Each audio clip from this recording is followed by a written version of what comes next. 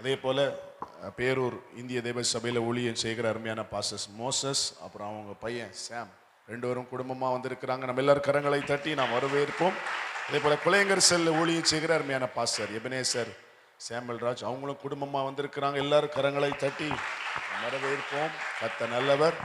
வந்திருக்கிற உங்களுக்கும் நன்றி, வாழ்த்துக்கள். கடந்த நேற்றைய தினத்திலையும் இன்றைக்கு காலையிலும் இன்றைக்கு மாலையில் வந்திருக்கிற அத்தனை பிள்ளைகளும் இயேசுவின் நாமத்தினாலே அன்போடு வாழ்த்துகிறேன். கர்த்தர் உங்களை ஆசீர்வதிப்பாராக. வருகிற 31ஆம் தேதி இரவு நம்ம எல்லாருக்கும் புது வருட ஆராதனை 9:30 மணிக்கு நம்முடைய சபையிலே ஆரம்பமாகும். ஆகவே எல்லா விசுவாச பிள்ளைகளும் நீங்கள் எல்லாரும் குடும்பமாக அந்த கூடுகையிலே கலந்து கொள்ளும்படி உங்களை அன்போடு கூட கேட்டுக்கொள்ளுகிறேன். இந்த நாட்களில் அதிகமாய் அந்த ஆராதனைக்கு வருவதற்கு முன்பாக தனியாக குடும்பமாக கர்த்தருடைய சமூகத்திலே நீங்கள் காத்திருங்கள், ஜெபம் பண்ணுங்க. தேவ சமூகத்திலே உங்களை சுத்தி பரிசுத்தம் பண்ணிக்கொள்ளுங்கள். கர்த்தர் நிச்சயமாகவே வரப்போகிற நாட்களை, வருகிற வருஷத்தை கர்த்தர் நமக்கு ஆசீர்வாதமாக்கி தருவாராக. அல்லேலூயா. இந்த வருஷத்துலையும் நம்ம ஸ்தோத்திர கூடுகைக்கு எந்த ஊழியக்காரங்களை அழைக்கலான்னு சொல்லி நான் தேவ சமூகத்தில் பல நாட்களாக யோசித்துக்கிட்டே இருந்தேன், ஜெபம் பண்ணிக்கிட்டே இருந்தேன். அவங்கள கூப்பிடலாமா இவங்கள கூப்பிடலாமான்னு யோசித்துட்டு இருக்கும்போது அருமையான பாஸ்டர் திரும்ப திரும்ப எனக்கு நினைவுக்கு வந்தாங்க. ஆனாலும் நான் பொறுமையாக இருந்தேன். தற்செயலாய் நேற்றைய தினத்தில் சொன்னது போல் நான் டிமார்ட்டில் அவங்கள ஃபேமிலியாக சந்திப்பதற்கு ஆண்டவர் ஒரு வாய்ப்பு கொடுத்தார். அந்த நாளிலே நான் அவங்ககிட்ட பாஸ்டர் உடனே நான் கேட்டேன். அவங்க ஒரு அரை மணி நேரத்தில் ஃபஸ்ட் நான் உங்களுக்கு அரை மணி நேரத்தில் நான் உங்களுக்கு ஃபோன் பண்ணுறேன் அப்படின்னு சொல்லி என்னை ஃபோன் நம்பர் வாங்கிட்டு அவங்க அரை மணி நேரத்தில் கால் பண்ணி வருகிறேன் என்று சொன்னார்கள். நேற்றைய மாலை கூட்டத்தையும் இன்றைக்கு காலை ஆராதனையும் கர்த்தர் நமக்கு அவர்கள் மூலமாய் கர்த்தர் ஆசீர்வதித்து கொடுத்தார். கரங்களை உயர்த்தி சந்தோஷமா ஒரு அல்லேலூயா சொல்லுவோம். அல்லேலூயா. இன்னைக்கு மாலை வேளையிலும் கர்த்தர் அவர்கள் மூலமாய் நம்மோடு கூட பேசுவாராக. 2 நாட்கள் நம்ம மத்தியில் அங்கே ஊழியம் செய்ய வந்து நமக்கு ஒரு பெரிய ஆசீர்வாதம். நேற்றைய தினத்தில் ஒரு பெரிய வாக்குத்தத்தத்தை 7 காரியங்களை வைத்து நாம் ஜெபிப்பதற்கு வருகிற வருஷத்தில் இந்த 7 காரியங்களை வைத்து தான் நம்ம ஜெபம் பண்ண போகிறோம். எதிர்பாராத சந்திப்பை ஆண்டவர் நமக்கு தரப்போகிறார். விசுவாசிக்கிறவங்க கை உயர்த்தி ஒரு அல்லேலூயா சொல்லுங்கள். அல்லேலூயா சொல்லுங்க. எதிர்பாராத சந்திப்பு, எதிர்பாராத நற்செய்தி, எதிர்பாராத இடம், எதிர்பாராத சொல்லுங்க பொசிஷன், எதிர்பாராத பெயர்கள், எதிர்பாராத அறுவடை. அல்லேலூயா.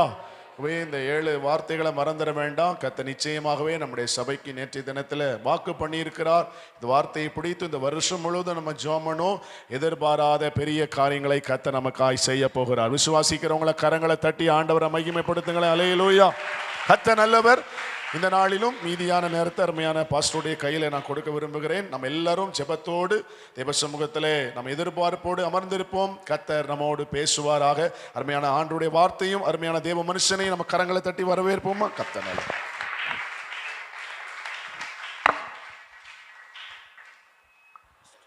தேங்க்யூ. ஆண்டவர் நல்லவர்.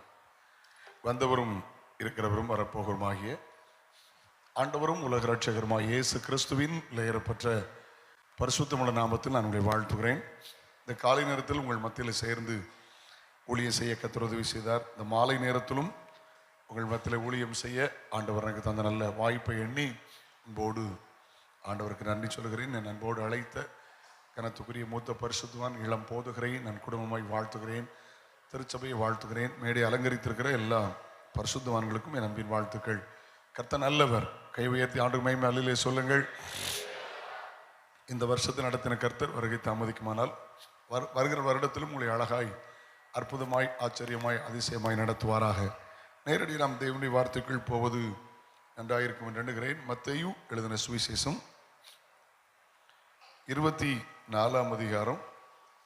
என்னோடு சேர்ந்து கொஞ்ச நேரம் வாசிப்பீங்களா? சில வசனங்களை நம்ம வாசிக்கலாம். அதில் 1 முதல் 14 வரை உள்ள வசனங்களை சேர்ந்து வாசிக்க போகிறோம். மத்தேயு 24 1 முதல் 14 வரை உள்ள வசனங்களை வாசிக்க போகிறோம். தேங்க்யூப்பா. ஆமென். இயேசு தேவாலயத்தை விட்டு புறப்பட்டு போகையில் அவருடைய சீசர்கள் தேவாலயத்தின் கட்டடங்களை அவருக்கு காண்பிக்க அவரிடத்தில் வந்தார்கள். இயேசு அவரை நோக்கி, இவைகளெல்லாம் பார்க்கிறீர்களே, இவ்விடத்தில் ஒரு கல்லி மேல் கல்லிராதபடி எல்லாம் இடிக்கப்பட்டு போகும் என்று மெய்யாவே உங்களுக்கு சொல்கிறேன் என்றார். பின்பு அவர் ஒலிவ மேல் உட்கார்ந்திருக்கையில் சீசர்கள் அவரிடத்தில் தனித்து வந்து, இவைகள் எப்பொழுது சம்பவிக்கும்? உம்முடைய வருகைக்கும் உலகத்தின் முடிவுக்கும் அடையாளம் என்ன? எங்களுக்கு சொல்ல வேண்டும் என்றார்கள். இயேசு அவளுக்கு பிரதியுத்தரமாக, ஒருவனும் உங்களை வஞ்சியாதபடி எச்சரிக்கையாருங்கள். ஏனெனில் அநேகர் வந்து என் நாமத்தை தரித்து கொண்டு நானே கிறிஸ்து என்று சொல்லி அநேகரை வஞ்சிப்பார்கள். யுத்தங்களின் செய்திகளையும் கேள்விப்படுவீர்கள். கலங்காதபடி எச்சரிக்கையாருங்கள். இவைகளெல்லாம் சம்பவிக்க வேண்டியதே, ஆனாலும் முடிவு உடனே வராது. ஜனத்துக்குரதமாய் ஜனமும் ராட்சியத்துக்குரதமாய் ராஜ்யமும் எழும்பும். பஞ்சங்களும் கொள்ளை நோய்களும் பூமி எதிர்ச்சிகளும் பல இடங்களில் உண்டாகும். இவைகளெல்லாம் வேதனைகளுக்கு ஆரம்பம். அப்பொழுது உங்களை உபத்திரங்களுக்கு ஒப்பு கொடுத்து உங்களை கொலை செய்வார்கள். என் நாமத்து நிமித்தம் நீங்கள் சகல ஜனங்களாலும் பகைக்கப்படுவீர்கள். அப்பொழுது அநேகரை இடர்கள் அடைந்து ஒருவர் இவர் காட்டி கொடுத்து ஒருவர் பகைப்பார்கள். அநேக கள்ள தீர்க்கதரிசிகளும் எழும்பி அநேகரை வஞ்சிப்பார்கள். அக்கிரமம் மிகுதியாவதனால் அநேகருடைய அன்பு தணிந்து போம். முடிவு பரியந்தம் நிலை நிற்பவனே ரட்சிக்கப்படுவான். ராட்சியத்தினுடைய இந்த சுவிசேஷம் பூலோகம் உள்ள சகல ஜாதிகளுக்கும் சாட்சியாய் பிரசங்கிக்கப்படும். அப்பொழுது முடிவு வரும். ஜெபம் பண்ணுவோம். தகப்பனே, நல்ல ஸ்தாபனம், நல்ல சபை, மூத்த தகப்பன், அந்த வைராக்கியம் உள்ள அன்பு இளம் ஊழியர், தரிசனத்தோடு ஒத்துப்போகிற ஊரும் ஆரோனும் மோசே இந்த ஜெயத்துக்காக இருந்தது போல பொருளாதாரத்தில் ஜெபத்தில் தாங்குகிற மக்களை எழுப்பி கொடுத்ததற்காக ஸ்தோத்திரம். ஏசப்பா, நமக்கு நன்றி. மேடை அலங்கரித்திருக்கிற ஸ்தாபனத்துக்குட்பட்ட எல்லா பரிசுத்தவான்களுக்காக ஸ்தோத்திரம். ஆண்டவரே, கூட வந்திருக்கிற தானே ஆசீர்வதியும். திரளாய் கூடியிருக்கிற திருச்சபை மக்களை ஆசீர்வதிப்பீராக. இந்த மாலை நேரத்திலும் கர்த்தருடைய வார்த்தை வெளிப்படும்படி ஜெபிக்கிறோம். பிரயோஜனமானவர்களை போதிக்கிற கர்த்தர் சிறுவரோடும் வாலிபரோடும் ஊழியரோடும் வயோதிபர்களோடும் பிரயோஜனமான வார்த்தைகளை தாரும். அப்பாவுடைய கரத்தில் கொடுக்கிறோம். புதிய வருடத்திற்கு நாட்களுக்கு எங்களை தகுதிப்படுத்துவீராக. கிருபைக்கு ஒப்புக் கொடுக்கிறோம். இயேசு கிறிஸ்துவின் நாமத்தில் ஜெபம் கேளும் ஜீவனுள்ள பிதாவே, ஆமேன், ஆமேன். அல்லேலூயா. ஒரு விசை ஆண்டவருக்கு மகிமையா கைவேறு தலையிலே சொல்லுங்கள். கொஞ்ச நேரம் இயேசு கிறிஸ்துவின் வருகையின் அடையாளம் என்கிற தலைப்பில் உங்களோடு நான் முகவுரையாய் சில காரியங்களை சொல்லி இயேசுவின் வருகையில் எடுத்துக்கொள்ளப்பட என்ன செய்ய வேண்டும் என்று ஒரு 5 குறிப்புகளை சொல்லி நிறைவு செய்ய வேண்டும் என்று விரும்புகிறேன். ஆண்டவர் நல்லவர். காலையில் என்னுடைய சாட்சியை நேற்று கொஞ்சம் பகிர்ந்து கொண்டது போல 12 வயசுல நான் அபிஷேகத்தை கர்த்தர் தந்தார், பெற்றேன். என்னுடைய 15வது வயதில் பிதா குமாரன் பரிசுத்தாவின் நாமத்தில் மூழ்கி ஞானஸ்நானம் பெற்றுக்கொண்டேன். என்னுடைய 17வது வயதில் தடுமாற்றம். என்னுடைய 18வது வயதில் மறுபடியும் பின்மாற்றத்திலிருந்து கர்த்தர் உயிர்ப்பித்தார்.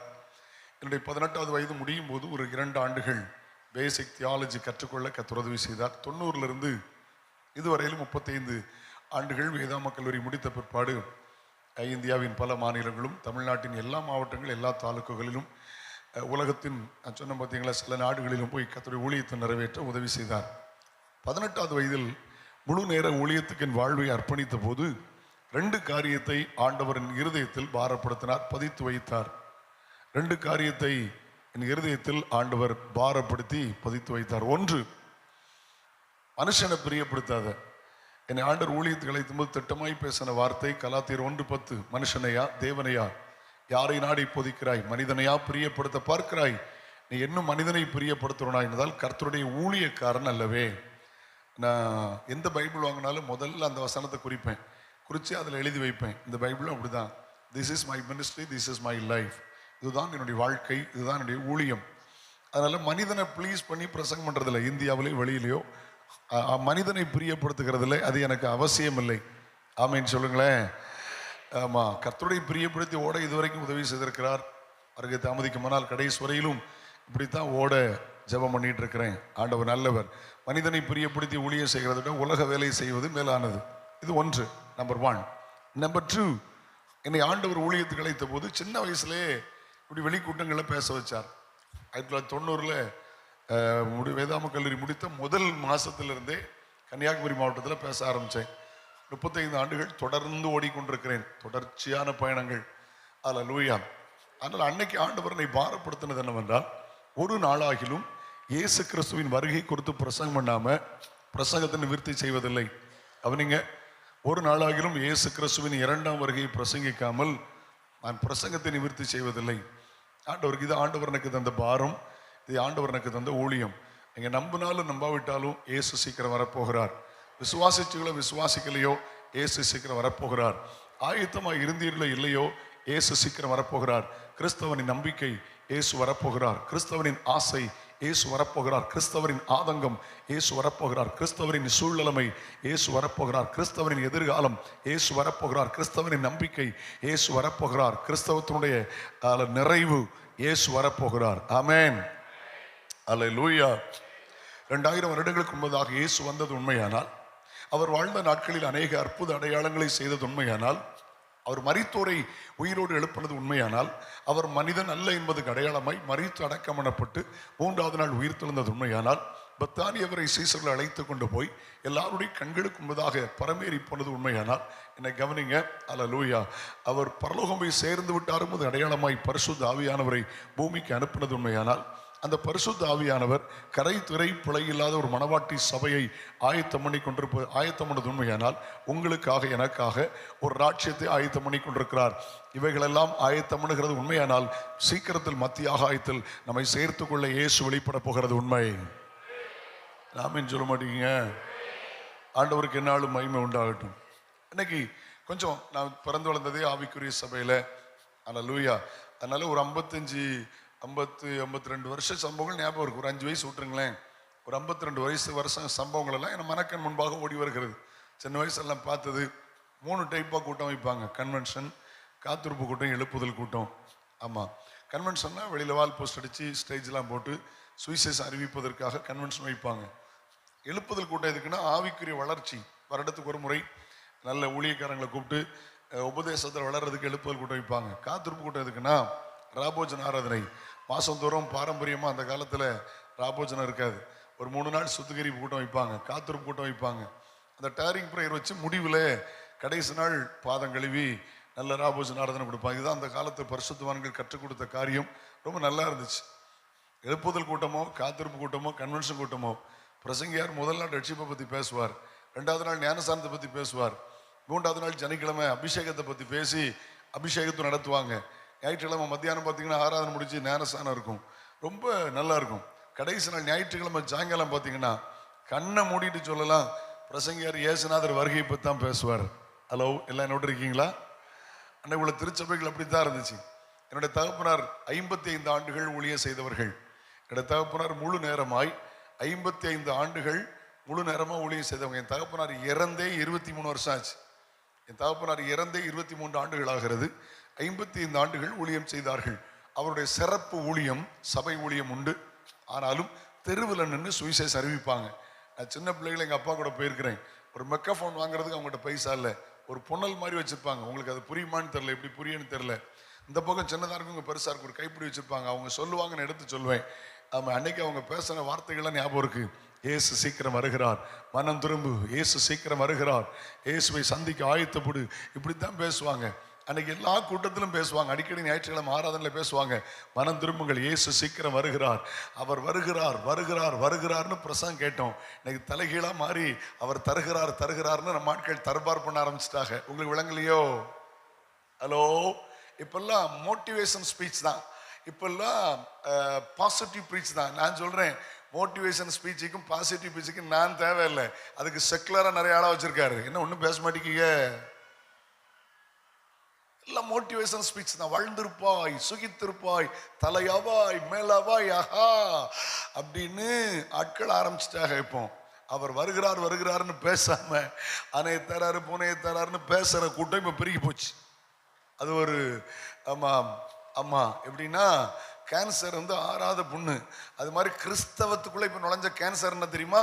இம்மைக்குரிய மெட்டீரியலிசத்தை மட்டும், இம்மைக்குரிய ஆசீர்வாதத்தை பேசுறதுதான் பெந்தெக்கோஸ்துக்கே வந்த சாபம். என்ன ஒண்ணுமே சொல்ல மாட்டேங்குங்க. பாஸ்டர் மாராவது ஒரு ஆமேன் சொல்வீங்கன்னு பார்த்தேன், இல்ல கேட்டேன். ஆமேன் சொல்லுவோமா? சாபம்.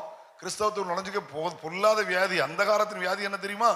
அது மெட்ராஸ்ல ஆரம்பிச்சு, இங்க ஆரம்பிச்சு, அங்க ஆரம்பிச்சு, எல்லாம் பாசிட்டிவ், எல்லாம் positive. Seek first the kingdom of God. முதல்ல தேவனுடைய ராஜ்யத்தை தேடினா எல்லாத்தையும் அவர் தூட தருவார். கிறிஸ்தவன் சாபத்தின் மார்க்கம் அல்ல, கிறிஸ்தவன் தரித்திரத்தின் மார்க்கம் அல்ல. நான் தேட வேண்டியது முதல்ல தேவனுடைய ராஜ்யத்தை. தேவனுடைய ராஜ்யத்தை தேடினா என் தேவை அவர் சந்திப்பாருங்கிறேன். ஆமீன் சொல்லுங்க. அல்லேலூயா. ஆண்டவருக்கு கர்த்தருக்கு ஸ்தோத்திரம். அதனால அன்னைக்கு உள்ள பிரசங்கங்கள் அப்படித்தான் இருந்துச்சு. இயேசு வரப்போறாருன்னு பேசினா அவ்வளவு எதிர்பார்ப்பா இருக்கும், அவ்வளவு மகிழ்ச்சியா இருக்கும், உணர்வா இருக்கும். அப்படிப்பட்ட நாட்கள் திருப்பி வரணும் அப்படின்னு நான் விரும்புறேன். ஓகே, பாடல்கள் அன்னைக்குள்ள பாடல் எப்படி இருந்துச்சு? பாடினாங்களா? என்ன அழகா இருந்துச்சுல்ல, ரொம்ப மகிமையா இருந்து பார்த்தீங்களா? பழைய பாடல்கள், பரிசுத்தவானுடைய பரிசுத்தவாட்டியுடைய பாடல்கள். அந்த பாடலை பாடின அம்மா கொஞ்ச நாளைக்கு முன் தான் இறந்தாங்க. எனக்கு தெரிஞ்ச ஒரு ஊழியர் சென்னையில் இருக்கிறார். அவங்க அம்மாவுடைய நேர அக்கா. அவங்க கடமலை கொண்டு ஐயா ஜான்ரோஸ் ஐயா ஆரம்பித்த பூர்ண பெந்தகோ சபையில் உள்ள விசுவாசி. அவங்க பாட்டு தான் அந்த பாடல். அல்லேலூயா. எனக்கு அந்த குடும்பத்தை நன்றாய் தெரியும். அந்த அருமையான இன்னும் 1-2 பாடல்கள் அவங்க பாடல்கள். பழைய பரிசுத்தவான்களை பாடலுக்காக கர்த்தருக்கு ஸ்தோத்திரம். அம்மா சாரன் லோரஜ் அம்மா வயலட் ஆரோன். அல்லேலூயா. இன்னும் ஐயா பிரகாஷ் ஐஸ்வர்யான். தெரிஞ்ச மாதிரி பேசுவோம். ஐயா வின்சென்ட் சாமுவேல். நம்ம கண்களுக்கு முன்னால் ஆண்டவர் நமக்கு தந்த, நம்ம தலைமுறையில் தந்த சொத்து, அன்பு தகப்பன் ஃபாதர் பர்க்மன்ஸ் ஐயா. இவங்க பாடல்லாம் கொஞ்சம் திருப்பி பாருங்க. பாடலில் சுவிசேஷம் இருக்கும், பாடலில் உபதேசம் இருக்கும், பாடலில் பரிசுத்தம் இருக்கும். ரெட் சிப்பில் ஆரம்பித்து அழகாக சியோனில் முடியும். இப்போ நிறைய கலைகள் எழும்பியிருக்கு. இப்போ எல்லாம் வீட்டுக்கு நாட்டுக்கும் ஊருக்கு ஆகாத நிறைய கலைகள் எழும்பி ஒரே பாட்டு தான் பாட்டு. ஆமாம், எல்லாம் இங்கே தான் இருக்கீங்களா? சினிமா தாளம் உள்ளே வந்துச்சு, சினிமா ராகம் உள்ளே வந்துச்சு. மதுரையில் ஒரு கிறுக்கு சினிமா பாட்டே பாடிக்கிட்டு இருக்கு. மலேசியாவில் ஒரு கிறுக்கு சினிமா பாட்டு பாடிக்கிட்டு இருக்கு. எல்லாம் இங்கே தான் இருக்கீங்களான்னு. ஹலோ, எனக்கு ஏசுநாதருக்கு தான் பையன், வேற ஒருத்தருக்கு பயப்பட மாட்டோம்ல. ஏன்னா பைபிள் அப்படி தானே போட்டிருக்கு. சரீரத்தையும் ஆத்மாவையும் நரகத்தில் தள்ள வல்லவருக்கு தானே பயப்படுங்கன்னு போட்டிருக்குங்க. என்ன ஒன்றும் பேச மாட்டீங்க. பாட்டு கேட்க நல்லா இருக்கு, நடைமுறைக்கு ஒத்து வருமாங்கிறேன். அன்னைக்கு பாடல் அப்படி இல்லை. பழைய பாடலாம் படிச்சு பார்த்தா அன்னைக்கு ஒரு கொட்டு மட்டும்தான் இருந்துச்சு, இசை கருவிகள் கூட இல்லை. அடிச்சு பாடினா மேக மீதில் இயேசு வாராருன்னு பாடினா பாட்டு முடிக்கிறதுக்குள்ள மகிமை இறங்குச்சு. அல்லேலூயா. பாட்டு நல்லா இருக்கு. சில பரிசுத்தவான்கள் சுவிசேஷத்துல பாடுறதுக்கு, சுவிசேஷ ஊழியத்தில் பாடுறதுக்குலாம் நல்ல பாடல் பாடியிருக்காங்க, கேட்க நல்லா தான் இருக்கு. ஆனால் ஆராதனையில் பாட முடியுமான்னு எனக்கு தெரியல. ஆமேன், கத்த நல்லவர். ஓகே, என்னை கவனிக்க அன்போடு கேட்கிறேன். பாடலில் தெய்வீகம் இருந்துச்சு, ஒரு காலத்தில் பாடலில் உபதேசம் இருந்துச்சு, பாடலில் எச்சரிப்பு இருந்துச்சு. ஹலோ, ஆமீன் சொல்லுங்களேன். அல்லேலூயா. பாருங்க, ஃபாதர் பர்க்மன்ஸ் பாடுவாங்க, அன்பு கூறுவே இன்னும் அதிகமா. பாடினா எவ்வளோ நல்லா இருக்கும். நேசிக்கிறேன் உம்மை தானே ஐயா, நேசிக்கிறேன் உம்மை தானே ஐயா. அதில் இவ்வளோ தெய்வீகம் இருக்கு பாருங்க. அதை விட்டுட்டு இவன் புதுசாக பாட்டு வந்திருக்காங்க, நான் இயேசுவை காதலிக்கிறேன் ஞ ரொம்ப லட்சணமா இருக்குல்ல. என்ன பேச மாட்டேங்க, தரம் குறையுது இல்லை அதில். என் மனம் சுத்தி சுத்தி சுத்தி சுத்தி சுத்தி சுத்தி சுத்தி சுத்தி லட்சணமா இருக்குல்ல. நாங்க வேற வேற வேற வேற வேற ப்ரோ. ஆமா, வேற பஞ்சாதியை விட்டாச்சு, இப்போ வேற. ஹலோ, வேற வேற வேற. ஆமா, வேற. நீ வேறதான், அதையும் விட்டு போயாச்சு, பாவத்தை விட்டு போயாச்சு, இப்போ வேற. அது வேற ஒன்று எடுத்து தூக்கி வச்சு அங்கேயும் கேக் வெட்டியாச்சு, கொண்டாடியாச்சு, விளங்காம போறதுக்கு வேற வேற. ஹலோ, பாடின மாதிரி ஆயிட்டல. பாடினவன் பாட்டை தொலைச்சான், எழுதினவன் ஏட்ட தொலைச்சான், நடிச்சவன் நாட்டை தொலைச்சான்னு பெருசுகள் சொன்னாங்களா? சொன்ன மாதிரி ஆயிட்டல. என்ன ஒரு மாதிரி பார்த்துட்டு இருக்கிய? நேற்று நல்லா இருந்துச்சு, அன்னைக்கு ஒரு மாதிரி இருக்கு, அன்னைக்கு இப்படித்தான் இருக்கும்னு. சந்தோஷமா இல்லையே சொல்லுங்க பார்க்கலாம். நல்லா கவனிக்க முடியும். அன்னைக்குள்ள பாடலாம் பாடினக்கு என்ன மகிழ்ச்சி தெரியுமா? என்ன மகிழ்ச்சி. சில மலையாள பாடல்கள், சில தமிழ் பாடல்கள், காலத்துக்கு அழியாத பாடல்கள். அல்லேலூயா. ஐயா எம்எல் ஜிபசிங்க அன்னைக்கு பாடியிருக்காங்க. அது எப்போ அந்த பாடல் அப்படி நிறைவேறிச்சு? எப்போ நிறைவேறிச்சு? தோத்திர சுனாமியில நிறைவேறிச்சு. அல்லேலூயா. கடல் குமிரும் கப்பல் கவிழும் பெரும் நாசம் போக்குவரத்து யாவும் நிற்கும் இனி உலகம் என்பதில்லை. வாக்குமாறா தேவதூதர் வார்த்தையாவும் நிறைவேறும். நானோ ஆடி மிக பாடி என் நேசருடன் சேர்வேன். அல்லேலூயா. Come on. Hallelujah. கடல் குமுறும் கப்பல் கவிழும் பெரும் நஷ்டம் வரும், போக்குவரத்து யாவும் நிற்கும். ஹலோ, ஒரு நாள் ஸ்ட்ரைக் பண்ண கோடிகள் நஷ்டம், கோடி 1000 கோடிகள் நஷ்டம். ரொம்ப நாள் பஸ் ஓடல, சுனாமியில தான் தான் இருந்தீங்களா, வேற எங்கேயும் போயிட்டீங்களா? பிளைன் ஓடல, ட்ரெயின் ஓடல. பரிசுத்தவான்களுக்கு என்ன பாடல்கள், தரமான பாடல்கள். அம்மா சார்வலரஜமா அடிச்சு பாடலை பாடுனா, அல்லேலூயா, தேவசாயலாய் மாறி தேவனோடு இருப்பேன் நான். முடியும் போது எப்படி முடியும் தெரியுமா அந்த பாடல்? ஒரு அடி பாடலாமா? முதல் அந்த பல்லவியும் சரணத்தை பாடுவோமா? தேவசாயலாய் மாறி. நல்ல கையடிச்சு பாடணும். Right, okay. தேவைப்பட்ட சடல பல்லவிகளை நாம் சேர்ந்து பாட போகிறோம். தேவசாயல் ஆக மாறி தேவனோடு இருப்பே, நானும் தேவனோடு இருப்பே. தேவசாயல் ஆக மாறி நானும் தேவனோடு இருப்பே. அந்த நாளும் நெருங்கிடுதே, அதிவிரைவாய் நிறைவேறுதே. நல்ல கைத்தட்டி பாடுங்களேன். Come on come on. நிறைவேறுதே, மண்ணின் சாயலை நாம் களைந்தே விண்ணவர் அடைவே, விண்ணவர் சாயல் அடைவே. தேவசாயல் ஆக மாறி தேவனோ இருப்பே. உன்னத சீயோன் மலை மேல் எனது அருமை இயேசுவுடன் உன்னத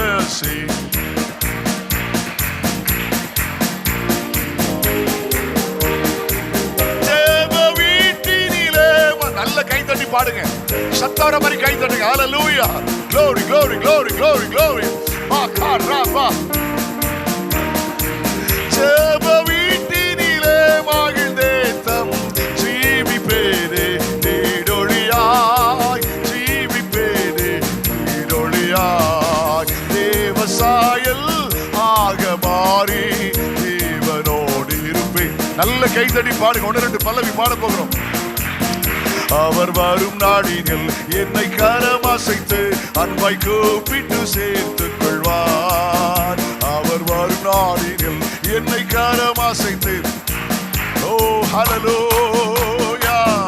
அவர் சமூகமதில் அங்கே அவருடனே ஆடி பாடியே மகிழ்ந்திடுவே.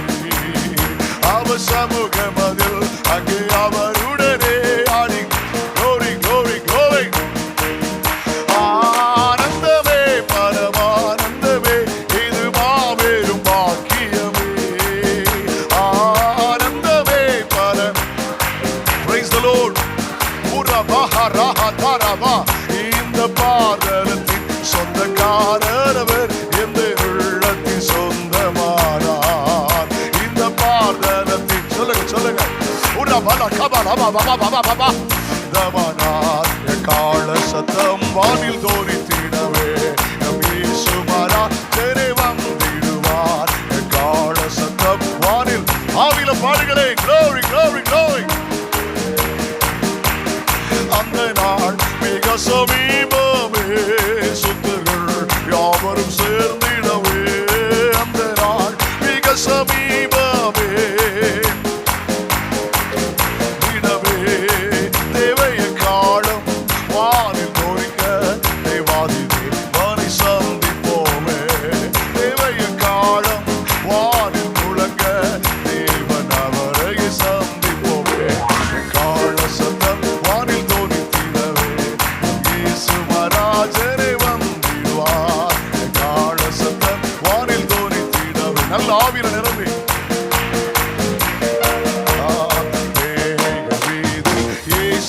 ராஜன் வேகம் வாராரே. வேகமீதும் இயேசு ராஜன்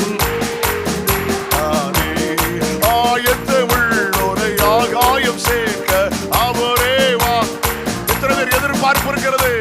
ஆயத்த உள்ளோரை ஆகாயம் சேர்க்க உடல அந்தர வந்தர நிவனவன் அந்தர விலவம் சாப்பாக்கரா. ராஜ வேகம் வாராரே. வேகமீதில் இயேசு ராஜன் கிறிஸ்துக்குள்ளே மரித்தோர் எல்லாம் இடமே எழும்பிடுவார். கிறிஸ்துக்குள்ளே மரித்தோர் எல்லாம்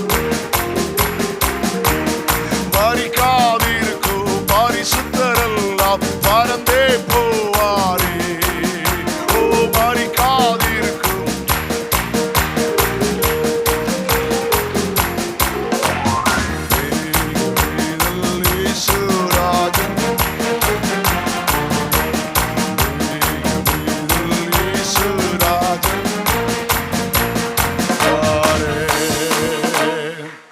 அல்லேலூயா. சந்தோஷமா சொல்லுங்க அல்லேலூயா. பேசிட்டே போனால் ரொம்ப நேரம் ஆயிரும். பார்ப்போம், நல்ல சரியானத்தில் முடிச்சிடறேன். நேற்று மாதிரி கவனிங்க. பைபிளில் பார்த்தீங்கன்னா 31,173 வசனமா 75 வசனமா இருக்கு. அதில் 8,100 வாக்குத்தத்தங்கள். அதில் பார்த்தீங்கன்னா நீங்கள் பழைய ஏற்பாட்டில் உள்ள 17 புஸ்தகத்தில் 926 அதிகாரத்தில் 1845 முறை வருகை பற்றியும் எதிர்காலத்தை பற்றிய தீர்க்க தரிசனம் இருக்கிறது. புதிய ஏற்பாட்டில் உள்ள 260 அதிகாரத்தில் 318 முறை இயேசு கிறிஸ்துவின் இரண்டாம் வருகை பற்றி தீர்க்க தரிசனம் இருக்கிறது. மத்தேயு, மார்க்கு, லூக்கா, யோவான் ஆகிய 4 சுவிசேஷத்தில் நான் போய் சீக்கிரமாய் திரும்பி வருவேன் என்று இயேசு தம்முடைய சொந்த வாயினால சொன்ன 21 காரியங்கள் பதிவு செய்யப்பட்டிருக்கிறது. என்னை கவனிங்க. இயேசுவின் மரணம் 175 முறை, இயேசுவின் உயிர்த்தெழுதல் 104 முறை, இயேசுவின் பரமேறுதல் 33 முறை. மொத்த பைபிளில் திருமணம் 50 முறை இருக்குது. அப்போஸ்தலனாகிய பவுல் எழுதின 14 நிருபங்கள் எபிரேயர் உட்பட அதில் 13 முறை பெரியவர்கள் எடுக்க வேண்டிய ஞானஸ்நானம் அடல்ட் பேப்டிசம் 13 முறை இருக்குது. அதில் 50 முறை இயேசு கிறிஸ்துவின் இரண்டாம் வருகை பற்றி எழுதியிருக்கு. கர்த்தருக்கு ஸ்தோத்திரம். இன்னைக்கு கவனிக்க அன்போடு கேட்கிறேன். மொத்த பைபிளை 5 பங்கு வச்சா 5ல் 1 தீர்க்க தரிசனம். தீர்க்க தரிசனத்தை மட்டும் 3 பங்கு வைத்தா 3ல் 1 இயேசு கிறிஸ்துவின் இரண்டாம் வருகை. இன்னொரு வேத பண்டிதர் சொல்லுகிறார், புதிய ஏற்பாட்டை ஆவரேஜ் பண்ணி பார்த்தா வேர்சஸ் பை வேர்ஸா ஆவரேஜ் பண்ணி பார்த்தா 25 வசனங்களுக்கு ஒரு முறை இயேசு கிறிஸ்துவின் இரண்டாம் வருகை இருக்கிறது என்று சொல்கிறார். பேசிட்டே போலாம். நீ கவனிக்க அன்போடு கேட்கிறேன். அப்ப இயேசப்பா வருகைக்கு எவ்வளவு முக்கியத்துவம் பார்த்தீங்களா? அல்லேலூயா. ரட்சிக்கப்படாதவங்க ரட்சிக்கப்படணும். ஞானசானம் பெறாதவங்க பிதா குமாரன் பரிசுத்தாவின் நாமத்தில் ஞானசானம் பெறணும். புருஷன் பஞ்சாயத்தில் 2 பேரும் ரட்சிக்கப்பட்டா வேறுபட்டு தேவ சமூகத்தில் நகை நட்டு போல்டு ஸ்க்ரூவெல்லாம் கலத்தி ஒரு பூர்ண பரிசுத்தத்தில் வரணுக்கா. எக்கா செத்த அன்னைக்கு வாங்க கூட வராது. கேட்டீங்களா 6 அடி சூட்கேஸ் மட்டும் தான் வரும். நான் கொஞ்சம் ஃப்ராங்காகவே பேசி பழக்கம். நகை நட்டு போல்டு ஸ்க்ரூ ஒன்றும் வராது. செத்து போயிட்டேன்னு வச்சுக்க. அன்னைக்கு கழுகு நரியும் காத்திருக்கும். கழுகுனா உன் மகா, நரினா உன் மருமகா. அந்த கள்ளிகள் அன்னைக்கு ஒன்னா சேர்ந்துருவா. அது வரைக்கும் மைனி சம்மந்தி பேச மாட்டா. கிளவி எப்போ ஜாவான்னு பங்கு போட ரெடி ஆயிடுவா. இருக்கும்போதே கடத்தி கடத்தை அடைச்சிட்டு வித்துட்டு மான மரியாதையா கொஞ்சம் வாழை பாப்பீங்களா? இன்னும் ஒன்றும் பேச மாட்டேங்கிய. நாளைக்கு நைட்டு பேச முடியாதெல்லாம் சொல்லிட்டு போயிடுறேன். இன்னைக்கு இன்னும் ஒன்றும் சொல்ல மாட்டேங்க. ஏங்க செத்தன்னைக்கு வாங்க கூட வராது. அது எப்படி உனக்கு அழகா மாறும்?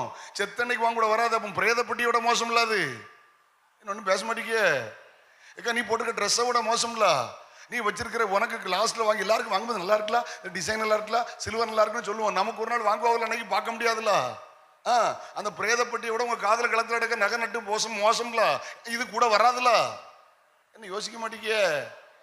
இந்த மண்ணே ஏத்துக்கிடலன்னா பரலோகம் ஏத்துக்கிடுமான்னு சிந்திச்சுட்டு போங்கன்னு. ஹலோ. ஆமா, கர்த்தர் நல்லவர். பரிசுத்தத்துக்குள்ள வாங்க. உலகத்தை வெறுக்க பாருங்க. ஆண்டவருக்கு தோத்திரம். ஆமென் ஆமென் சொல்லுங்களேன். சந்தோஷமா இல்லையே சொல்லுங்க. தேவை தேவை தேவை இல்லைன்னு சொல்லுங்க. வீண் ஆடம்பரத்துக்கு முக்கியத்துவம் கொடுக்காதுங்க. இன்னைக்கு யாரும் பேச மாட்டாங்க. பேசினா என்ன பேசாட்டா நம்ம கத்துடி வார்த்தை சொல்லிட்டு போயிட்டே இருக்கணும். கீழ்ப்படிஞ்சா உங்களுக்கு ஆசீர்வாதம். ஐயா உயர்த்து அல்லையிலே சொல்லுங்க. சாவும் போது என் கூட வராது எனக்கு ஆசீர்வாதம் அல்ல.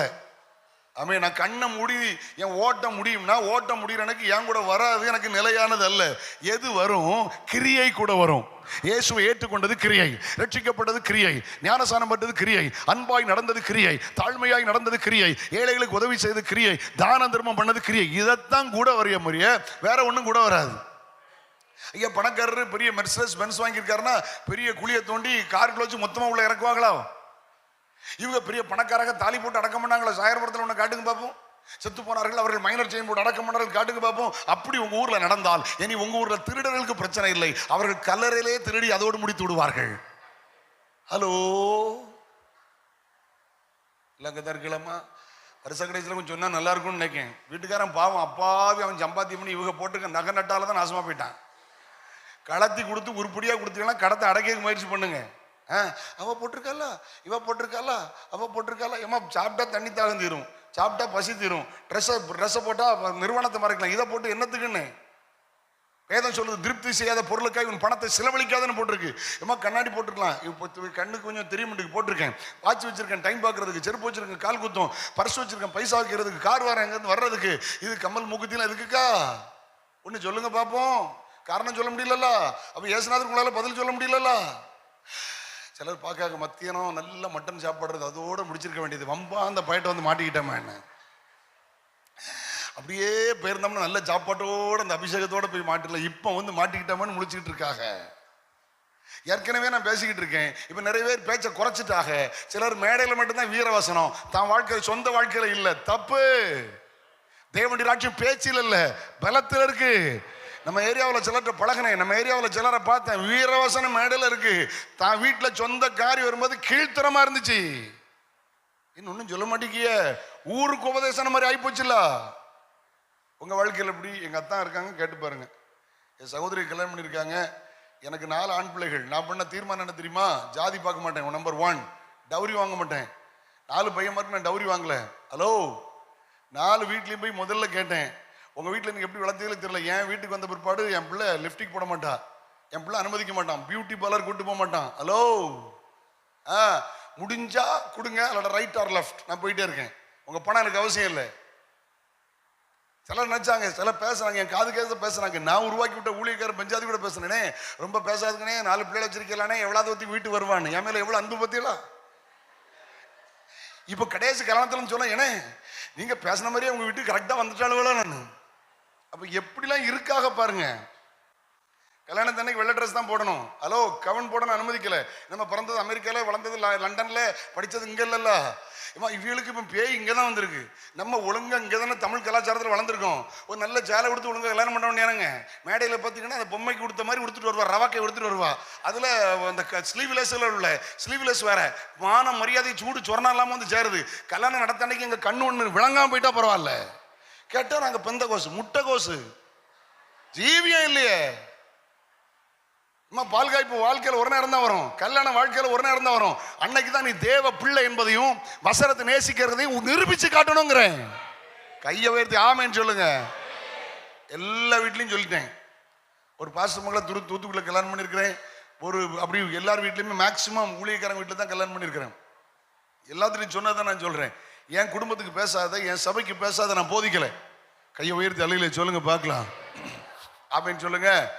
சில பந்த குருசெல்லாம் உட்காந்துருப்பாங்க, மூர்த்த நாள் பார்த்து கல்யாணம் பண்ணுவாங்க. நான் எல்லா கல்யாணமும் செவ்வாய்க்கிழமை தான் வைப்பேன். எனக்குன்னு அன்னைக்கு தான் வைப்பேன். ஏன்னா அன்னைக்கு தான் ஒருத்தர் வைக்க மாட்டேன். நம்ம வீட்டுக்கு எல்லாரும் வருவாங்கல்ல. ஆமா, கல்யாணம் கடைசியில் உள்ள கல்யாணம் மட்டும் கொஞ்சம் மாறிட்டு, ஏன்னா கல்யாணம் நடத்துறதுக்கு மாப்பிள்ளை பொண்ணு வீட்டில் கூப்பிட்ட பாஸ்டர் அன்னைக்கு முடியாதுன்ட்டார். எல்லாரும் கரெக்டா பார்த்தா என்கிட்டே வந்து மாட்டிருக்காங்க. சிலர் கல்யாணத்துக்கு டேட்டு குறிக்கும் போது இங்கே பார்த்துட்டு இருப்பாங்க. அப்படியே சைக்காலஜிக்கலாக பார்த்துக்கிட்டே இருப்பேன். டேட்டா குறிக்க வாங்காம கரெக்டாக சொல்லுவேன், செவ்வாய்க்கிழமை தான் எனக்கு முடியும், நட முடியாதுன்றவேன். ஜாதி நீ நேரமாக பார்த்துட்டு இருக்க மக்கா வாங்க. நான் மேக்சிமம் நடத்தி வைக்க கல்யாணத்தை வேணுக்குன்னே செவ்வாய்க்கிழமை தான் நடத்தி வைப்பேன். இன்னும் ஒன்றும் பேச மாட்டேங்க, கோபமா இருக்கே. உலகத்தான் நமக்கு வித்தியாசம் வேணும்ல. இப்படி பேசணும்னு நினைக்கல, வந்துட்டுல வந்தாதான் நம்ம விட்டுட்டு போற பழக்கம் இல்லைல்ல. கையை வரி தள்ளியில சொல்லுங்கன்னு.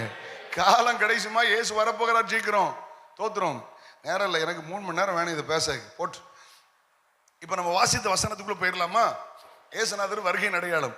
அதாவது மத்தேயு 24ஆம் அதிகாரம், லூக்கா 17ஆம் அதிகாரம் 20-37, லூக்கா 21:5-38. இந்த வசனங்கள் பார்க்க மார்க் 13ஆம் அதிகாரம், லூக்கா 24, மார்க் 13, லூக்கா 17:20-37, லூக்கா 21:5-38 வரை வசனங்களை வாசிக்கும் போது இந்த சுவிசேஷங்களிலே 4 இடத்திலே இயேசுவின் வருகையின் அடையாளம் சொல்லப்பட்டிருக்கிறது.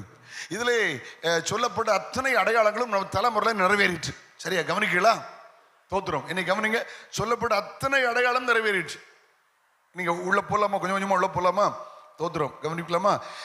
இயேசு தேவாலயத்தோடு புறப்பட்டு போக அவருடைய சீசர்கள் தேவாலயத்தின் கட்டடங்களை காண்பிக்க அவரிடத்தில் வந்தார்கள்.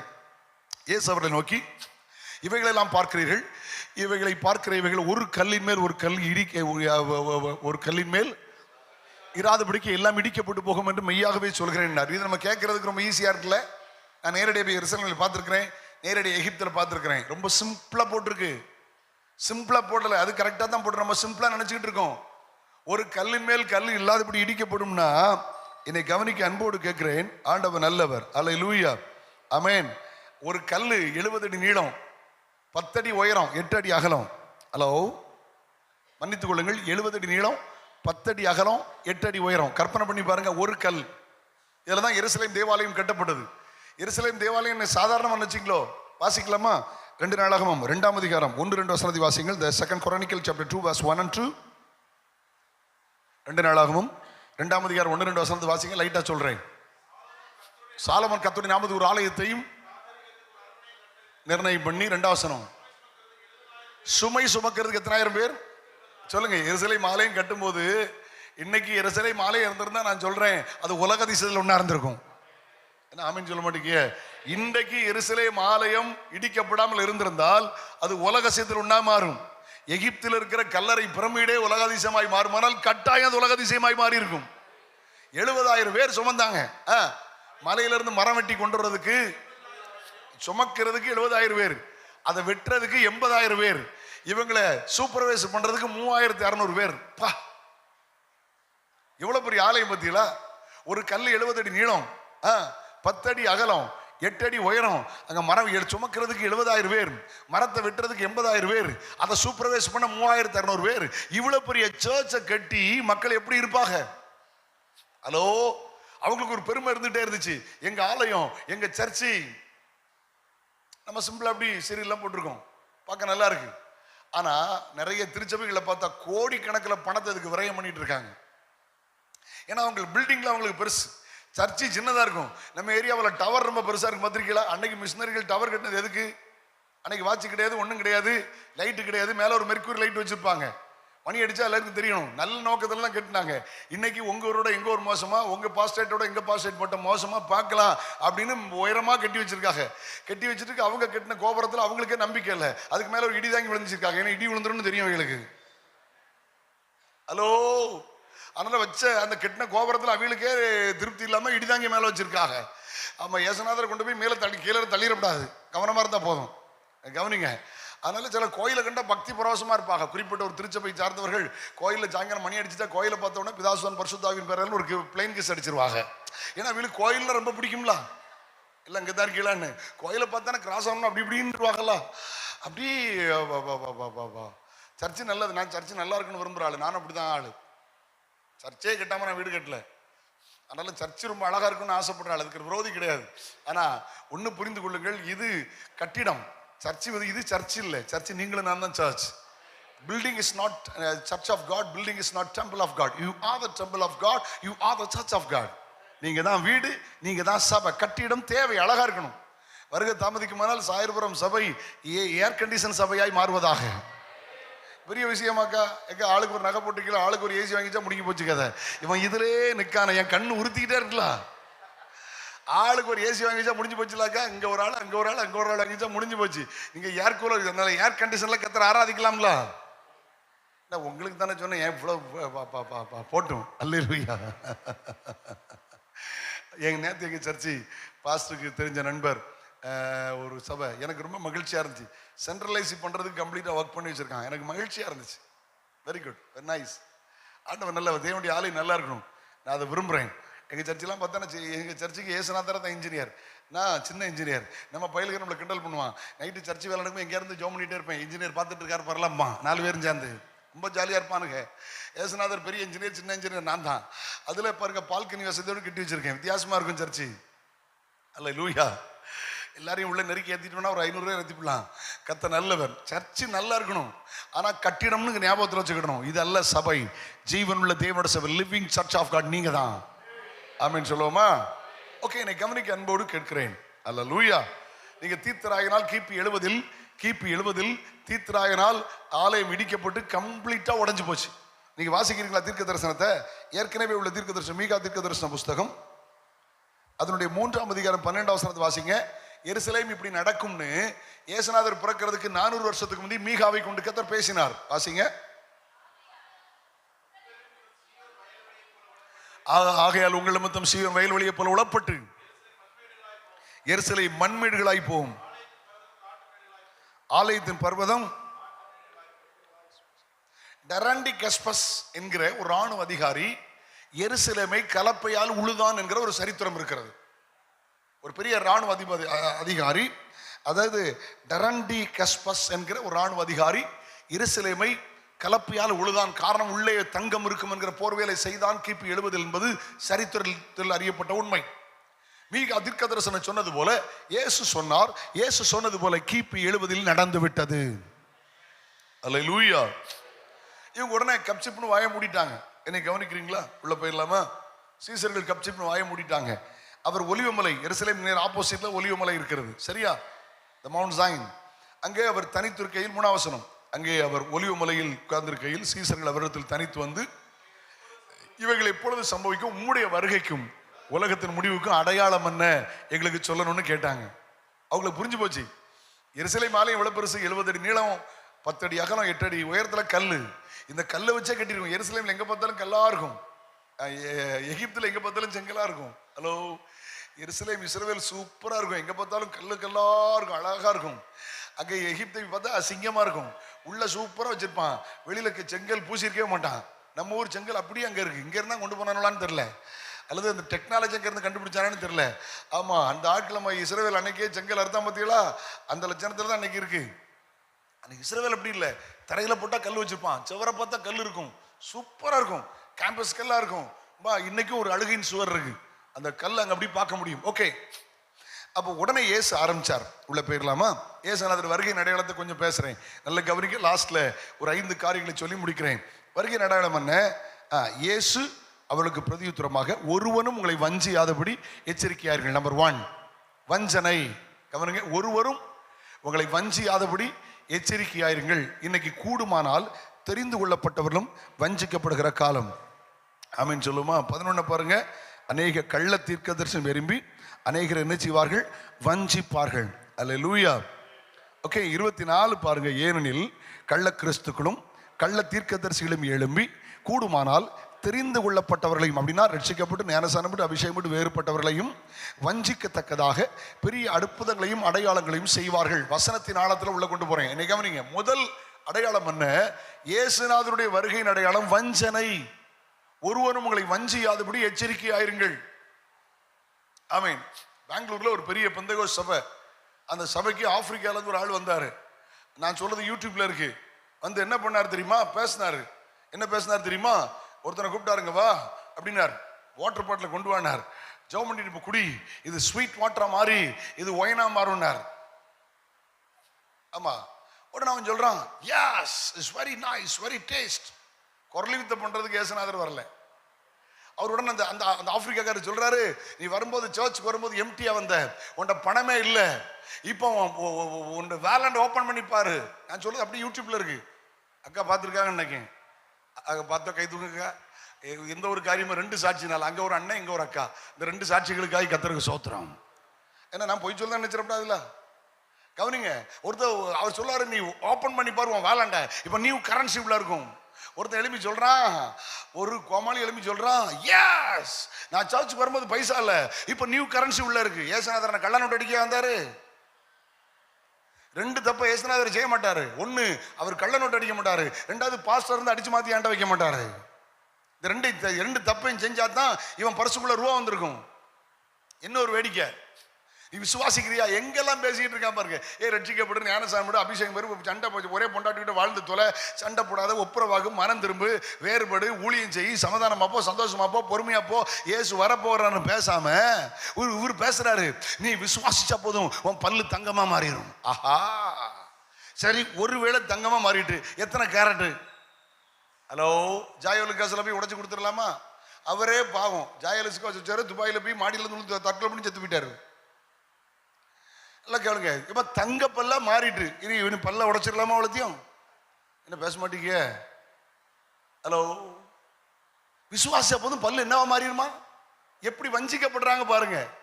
ஏமா, பல்லு தங்கமா மாறாண்டாம், வெள்ளையா இருந்தாலே போதும். என்னுடைய 3வது மருமகள் பல் மருத்துவர். அவ மருத்துவமனை வச்சிருக்கா. அவட்ட வந்து எல்லாரும் வரிசையாக உட்கார்ந்துருக்காங்க. எதுக்கு? பைசா கொடுத்துட்டு பல்ல வெள்ளையாக. இந்த ஆட்கள் சொல்லுது உன் பல்லு தங்கமா மாறணும். நான் சொல்றேன், தீர்க்க தரிசனம் இல்லை, என்ன தப்பா பேசிவிடாதுங்க வெளியில போய், அது வேற அங்கே லைவா போயிட்டு இருக்கு.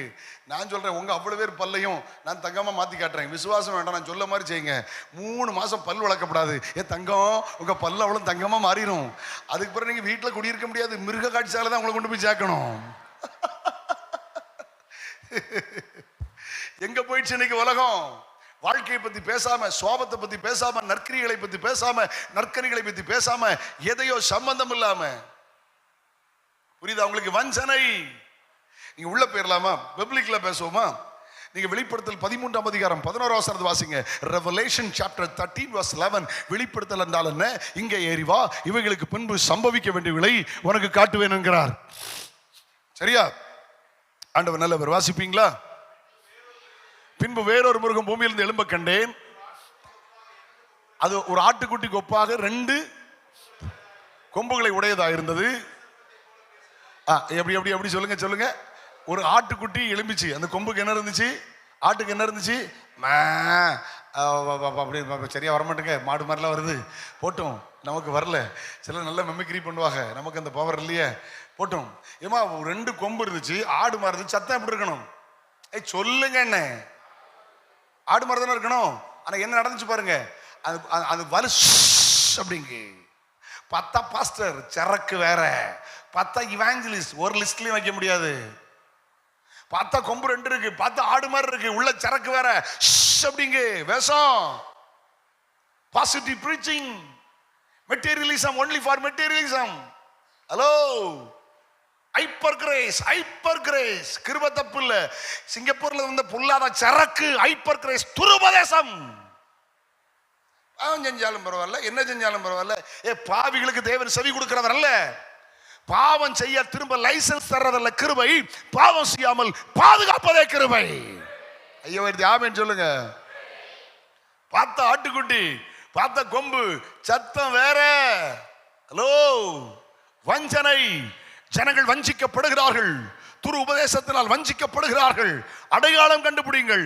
ஆவிகளை பகுத்தறிகிற வரத்தை தேவனிடத்திலிருந்து பெற்றுக்கொள்ளுங்கள். அல்லேலூயா. அந்த 2 கொரிந்தியர் 11:3 வாசிங்க. 11:3. அப்போஸ்தலன் பவுல் என்ன பேசுறார் பாத்தீங்களா? ஆமா, 11:2-3 வாசிங்களேன்.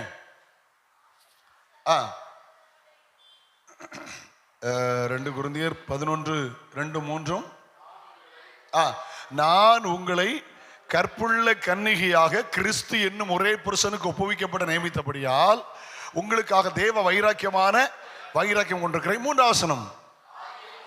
ஆகிலும் சர்ப்பமானது தன்னுடைய தந்திரத்தினாலே ஏவாளை வஞ்சித்தது போல உங்கள் மனமும் கிறிஸ்துவை பற்றிய உண்மை நின்று விலகும்படி கெடுக்கப்படுமோ என்று நான் பயந்திருக்கிறேன். ஆண்டவர் அழகான வாழ்க்கை கொடுத்து, ஏதேன் தோட்டத்தை கொடுத்து ரொம்ப சூப்பரா கொடுத்தார். ஆனால் அவர்கள் வஞ்சிக்கப்பட்டு போனார்கள். என்னை கவனிக்க அன்போடு கேட்கிறேன். Listen listen listen to me. அதான் அவர் சொல்றார், உங்கள் மனதும் கிறிஸ்துவை பற்றிய உண்மை என்று வஞ்சிக்கப்படுமோ என்று நான் பயந்திருக்கிறேன். அல்லேலூயா. புரியுதா நான் பேசுற? புரியுதாம்மா? ஹலோ, எல்லாம் எத்தனை பேருக்கு இருக்கீங்க? வஞ்சிக்கப்படுகிறார்கள், வஞ்சிக்கப்படுகிறார்கள். வஞ்சிக்கப்படாதிருங்கள். கையை உயர்த்தி அல்லேலூயா சொல்லுங்க. நல்ல சபை, நல்ல ஸ்தாபனம், நல்ல பாஸ்டர், ஆமென், நல்ல ஒரு சர்ச், நல்ல ஒரு ஸ்தாபனம். திரும்ப சொல்கிறேன், ஆண்டவர் உங்களை சரியான இடத்தில் வைத்திருக்கிறார். வேதம் சொல்கிறேன், கால்கள் சரியான இடத்தில் இருக்கிறது. நான் சபையின் நடுவில் கர்த்தரை துதிப்பேன். உங்க கால்கள் சரியான இடத்தில் இருக்கிறது. அல்லேலூயா. ஆமென் சொல்லுங்க. ஜனங்கள் வஞ்சிக்கப்படுகிறார்கள். நான் கொஞ்சம் ஓப்பனாகவே பேசி பழக்கம். 2 வாரத்துக்கு முந்தி தூத்துக்குள்ள ஒரு மீட்டிங்ல பேச வந்திருந்தேன். எனக்கு ஒரு தம்பி இசை வாசிச்சுட்டு இருந்தாங்க. நல்ல தம்பி, ஒரு பி பட்டதாரி. அந்த தம்பிகிட்ட கேட்டேன், தம்பி நல்லா இருக்கீங்களா, நல்லா வாசிக்கிறீங்க, வெரி குட்பா. கார் வரைக்கும் நீ ரிசீவ் நீ அனுப்பிவிட வந்திருந்தான். தம்பி சர்ச் எங்கடா போறேன்னா, 110 கிலோமீட்டருக்கு ஒரு சர்ச்சுக்கு போறேன்னா, 110 கிலோமீட்டருக்கு சர்ச்சுக்கு போறேன்னா. நான் சொன்னேன், நல்ல சர்ச் தம்பி, நல்ல பாஸ்டர், சூப்பர்ரா தம்பி, டேய் நல்ல சர்ச், நல்ல பாஸ்டர், ஒன்றும் செய்யாத, அந்த சர்ச்சுக்கு போகாத. தூத்துக்குடியிலிருந்து 110 கிலோமீட்டருக்கு அங்கே போனேன்னா அந்த சபையும் அந்த கட்டிடத்தையும் அந்த பாஸ்டர் நீ விக்கிரகமா மாத்துறேன்னு. உங்களுக்கு விளங்கலையோ? நல்ல காரியம் விளங்காத. ஹலோ, நான் சொன்னேன், பாஸ்டர் சூப்பர், ஸ்தாபனம் சூப்பர். தூத்துக்குடியில் ஒரு 200 சபை இருக்காது பாஸ்டர். தூத்துக்குடியில் மோர் தென் சரௌண்டிங்ல, தூத்துக்குடியில் மோர் தென் 200க்கு மேல பெந்தகோஸ்து சபை இருக்கு. 600 சபை இருக்கு. தூத்துக்குடி டிஸ்ட்ரிக்ட்ல 600 சபை இருக்கு. அப்படி திருநெல்வேலியில் பார்த்தீங்கன்னா ஒரு 300-400 சபை இருக்கு. இதையும் தாண்டி அடுத்த மாவட்டத்துக்கு போறியன்னா அப்ப நீ யாரை பார்க்க போன? ஏசுநாதரை பார்க்கல, ஒரு மனுஷனை பார்க்கல போற.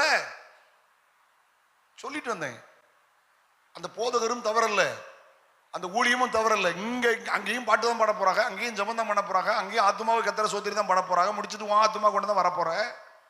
என்ன ஒன்றும் பேச மாட்டேங்கிய? அதனால வேதம் சொல்லுது, தங்கள் இச்சைக்கேற்ற போதகர்களை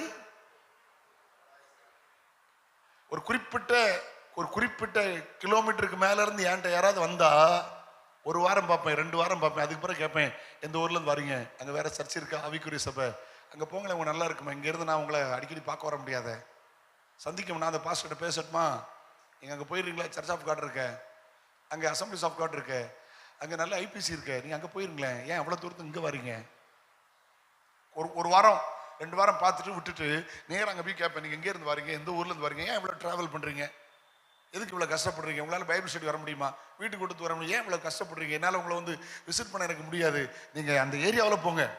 கட்டாயம் நான் சொல்லுவேன், இன்னைக்கும் சொல்கிறேன், சொல்லிக்கிட்டு இருக்கேன். ஏன்னா தேவ ஜனங்கள் தோத்துறோம். இயேசுநாதர் கொடுக்க வேண்டிய முக்கியத்துவத்தை ஒரு ஊழியக்காரர் கொடுத்துடக்கூடாது. அங்கே பிசாசு கிரியை செய்திருவான். என்ன ஒன்றும் பேச மாட்டேங்க. ஹலோ, திருநெல்வேலியில் இருப்பாங்க, இங்கே தூத்துக்குடி வர்றது ஒன்றும் தப்பு கிடையாது. இவங்க இங்கே இருந்து விசுவாசி அங்கே இருப்பாங்க, அவங்க கண்டிப்பாக இங்கே தானே வரணும், அங்கே வேற இடத்துக்கு போக வேண்டிய அவசியம் இல்லை. 3/4 மணி நேரத்தில் வந்துடலாம்ல, தப்பு இல்லைங்கிறேன். நான் பேசுறது புரிஞ்சுது. தல சபையில் இருக்க ஒருத்தன் வேலை நிமித்தமாக அங்கே இருக்கான்னா கண்டிப்பாக அங்கே வர்றது தப்பல்லங்கிறேன். அவன் தாய் வீட்டுக்கு வராமல் எங்கே போவான்? ஆனால் இன்னைக்கு இந்த கொரோனாவில் நிறைய பேர் யூடியூப்ல ரீச் ஆகிட்டாங்களா? YouTube pastors, hello online pastors, பாவப்பட்ட பாஸ்டர்மாருக்கு இவங்க சாப்பிட்றதே பெரிய கஷ்டமா இருந்துச்சு. இவங்க கேமரா வச்சு ரீச் ஆகிட்டாங்களா, வேர்ல்டு ஃபுல்லாக ரீச் ஆகி இப்போ அவர் கொடி கட்டி பறக்காகலா? தப்பு இல்லை, எனக்கு பொறாம ஒன்றும் கிடையாது, எல்லாரும் எனக்கு அன்பானவர்கள் தான். ஆனா ஜனங்கள் தப்பா போயிட்டாங்கல்ல. அடிக்கடி ஒவ்வொரு பிரசங்கத்தில் சொல்லணும்ல, தேடி வராதுங்க. ஆமா, எங்க முற்பிதாக்கள் போன மாதிரி நாங்களும் டக்குன்னு போயிரும், அன்னைக்கு மாட்டிக்கிடுவிய, இருக்க இடத்துல நல்ல இடத்துக்கு போங்கன்னு சொல்லணும்ல. என்ன ஒரு ஆமேன்னு சொல்ல மாட்டீங்களா? ஆமேனா போமேனா? தள்ளிலே சொல்லுங்க. சில அடுத்த சபையிலேருந்து வந்துருவாங்க. நமக்கு ஒரு பெரிய பிரச்சனை, இது எங்களுக்கு தான் பிரச்சனை. நம்ம இல்லை வீட்டில் போய் கேட்பேன், என்ன பிரச்சனை? அப்படியா, அந்த சபையிலேருந்து வந்தீங்க? அப்படியா, அவங்க நல்ல பாஸ்டர் தானே, என்ன அவங்களுக்கு என்ன பிரச்சனை? அப்படியா, இவங்ககிட்ட ஒன்றுமே சொல்ல மாட்டேன், நீங்கள் சமானமாக எங்கள் பேருங்க, அதுதான் உங்களுக்கு நல்லது அப்படின்னு சொல்லிட்டு அந்த பாஸ்டர் கூப்பிட்டு பேசுவேன். பாஸ்டர் 2-3 வாரமாக அவங்க வந்துட்டு இருக்காங்க, யாருன்னு எனக்கு தெரியல, நான் விசாரிச்ச போது உங்கள் சபைனாங்க, என்ன பிரச்சனை? இப்போ அவங்கள சந்திங்க பாஸ்டர், கூட்டிகிட்டு போங்க. கட்டாயம் நான் சொல்லுவேன், கட்டாயம் நான் சொல்லுவேன். ஆமீன் சொல்லுங்க. அல்லேலூயா. இண்டிவிஜுவலா 1-2 வாரம் பார்ப்பேன், புதுசா இருக்க, புதுசாலாம் வந்துட்டு இருக்காங்க, என்ன விஷயம் போய் கேட்டுட்டு காம்ப்ரமைஸ் பண்ணி வச்சிருக்கேன். அந்த பாஸ்டர் கூட பேச வச்சிருக்கேன். சில பாஸ்டர் சொன்னாங்க, அவங்க இங்கே இருக்கிறதே வம்பு, அங்கேயே இருக்கட்டும், உங்கள் சபையில் கொஞ்சம் பத்திரமா வைங்கம்பாக, அவங்களுக்கு ஸ்பெஷல் கேர் பண்ணி வச்சிருக்கேன். என் அம்மை சமயம் ஜாலி முடிச்சு பேரப்படாதுல, வரும்போது சிங்கிளா ஒரு பொம்பை கூட ரெண்டு கூட்டிட்டு போயிருவாள்ல, ஜாலி முடிச்சுல. ஹலோ, ஒருத்தர் சொன்னானா, பாஸ்டர் எல்லா சர்ச்சுக்கும் போயிட்டேன், 2 பேர் நண்பர்கள், ஒரு சர்ச்சும் சரியில்லை, ஏதாவது வேற ஏதாவது சர்ச் இருந்தா சொல்லுங்களேன். அப்போ நண்பர் சொன்னாராம், வேற ஒரே ஒரு சபை இருக்கு, அந்த சபை சொல்லுங்களேன். இல்லை நான் சொல்ல மாட்டேன், நீ போவாத. ஏன் இருக்காரு, இது வரைக்கும் நல்லா இருக்கு, நீ போய் உள்ளது நாசமா போயிரும் இருக்காரு. எல்லாம் அங்கே தான் இருக்கலான்னு போட்டும் வந்துட்டு. அப்போ வஞ்சிக்கப்பட்டு போயிடக்கூடாது. அடுத்த பாயிண்ட் உள்ள போயிடலாமா? அல்லேலூயா. 2வது குறிப்பு போகலாம். ஏனெனில் அநேகர் வந்து என் நாமத்தை தரித்து கொண்டு நானே கிறிஸ்து என்று சொல்லி அநேகரை சொல்லுங்க அநேகர் என்ன செய்வார்கள்? இன்னைக்கு தூத்துக்குடி மாவட்டம், அன்னைக்கு திருநெல்வேலி மாவட்டம், அவர் போய் கல்யாணம் பண்ணது கன்னியாகுமரி மாவட்டம். அவர் பெரிய பரிசுத்தவான், அவர் காலத்தில் நல்லா தான் இருந்தார், ஒழுக்கமாக தான் இருந்தார். பிதாகுமாரன் பரிசுத்தாவி நாமத்தில் ஞானசானம் கொடுத்தார், அந்நிய பாச அடையாளத்தில் தான் அபிஷேகம் இருந்துச்சு, நல்லா தான் இருந்துச்சு. ஆனால் ஒரு 13 வருஷம் கன்னியாகுமரி மாவட்டத்தில் குறிப்பிட்ட கிராமத்தில் இருந்தார். அந்த கிராமத்தில் 3 திருச்சபையில் நான் பிரசங்கம் பண்ணியிருக்கேன். அந்த கிராமத்தில் இவருக்காக சொத்தை வித்து கொடுத்தவங்க 3 பேர் தற்கொலை பண்ணியிருக்காங்க. ஹலோ, நல்லா தான் இருந்தார். நான் சொல்றது பெரியவங்களுக்கு புரியும். கடைசியில் அங்கேருந்து அமெரிக்காவுக்கு போனார். அங்கே போய் விழுந்து போன பிரான்காம சந்திச்சார். அந்த ஆளை இவரை குமைச்சு விட்டாரு. இப்பவும் இருக்கிறார். அதே ஊரில் ஒரு மூத்த போதகர் இருக்கிறார், அவருக்கு மோர் தென் 90. அவர் என்கிட்ட சொன்னார், இவர் தான் எனக்கு ஞானசானம் தந்தார், பிதாகுமாரன் பரிசுத்தாவி நாமத்தில் ஞானசானம் தந்தார். திருப்பி அவர் அமெரிக்கா போயிட்டு திருப்பி வந்து அவர் முதல் வீழ்ச்சி என்ன தெரியுமா? இயேசுவின் நாமத்தில் எடுனார். கன்னியாகுமரி பாஷையில் சொன்னார், ஓய் உமக்கு திருப்பி ஞானசானம் தரணுமே, நான் தந்தது சரியில்லையா? அவர் சொன்னா, ஓய் நான் எடுத்தது கரெக்டு தான், ஓய் உமக்கு தான் ஓய் குழப்பம், கொண்டு போய் உன் சரக்குன்னு இருக்காரு. கொஞ்ச நாள் ஓடலல்ல, கொஞ்ச நாள் தான் ஓடிச்சு அந்த சரக்கு. அங்கேருந்து நாகர்கோவில் வந்தாரு, கொஞ்சம் சொன்னாரு, முதல்ல இயேசுவின் நாமங்கிற வீழ்ச்சி, பிறகு அற்புதத்தை பார்த்து ஒரு காலத்தில் டவுட்டன்ல சென்னையில் 7 நாள் கூட்டம் 14 நாள் கூட்டமா மாறிச்சுல, பயங்கரமா இருந்துச்சுல. கடைசியில் நான் தான் அவரு, நான் தான் இவருன்னார்ல. அது பிறகு திருநெல்வேலி மாவட்டத்தில் ஆலங்குளத்து முக்கூட நடுவில் 2000 ஏக்கர் இடம் வாங்கி அங்கே போய் செட்டில் ஆகிட்டார்ல. நான் தான் மேசியா சாக மாட்டேன்னார்ல. அவருக்கு 3 பிள்ளைகள். அதில் ஒரு பிள்ளை பாளையங்கோட்டையில் இருக்காரு. என்னை விட ஒரு 15 வயசு ஒன்று மூத்திருப்பாரு. ஒரு பாளையங்கோட்டையில் ஒரு முறை ஒரு பைபிள் ஸ்டோரில் பல வருஷத்துக்கு முந்தி நம்பர் வாங்காமல் போயிட்டேன். அவர்கிட்ட போய் நான் பேசிக்கிட்டு நீ யாருன்னு தெரியுமான்னு கேட்டார். அப்போ கேட்டுட்டு சொன்னேன், நான் தான் பாலாசிலாரி மகன்னாரு. சொல்லப்படா நினச்சேன், வந்துட்டு போட்டு. ஆமாம், நான் தான் பாலாசிலாரி மகன் அப்படின்னாரு. எங்கள் அண்ணனும் தம்பியும் எங்கள் அப்பா தான் கடவுள்ட்டான், இயேசு தான் தெய்வம்னு வீட்டை விட்டு வெளியே வந்தேன்னாரு. ஆமேன்னு சொல்லுங்க. அந்த ஊரில் தான் கல்யாணம் பண்ணியிருக்கிறேன். கேட்டீங்களா? அந்த காலத்து கன்வென்ஷன் பிரசங்கியார் ஆலங்குளம் சாமுவேல். உங்கள் ஊர் பக்கத்தில் இருந்து பேரூரா? ஐயாவுக்கு ஆலங்குளம் சாமுவேல் பாஸ்டர் இந்த ஊர் தானே, இந்த ஏரியா தானே? Perur Alangulam Samuel pastor. எங்கள் மாமா ஒரு சீனியர் பாஸ்டர் டேவிட் மாணிக்கம். இப்படி எங்கள் மாமாவுடைய அண்ணன் 4 பேரை லாரி கூப்பிட்டு விட்டுருக்காரு, பாலாசு லாரி.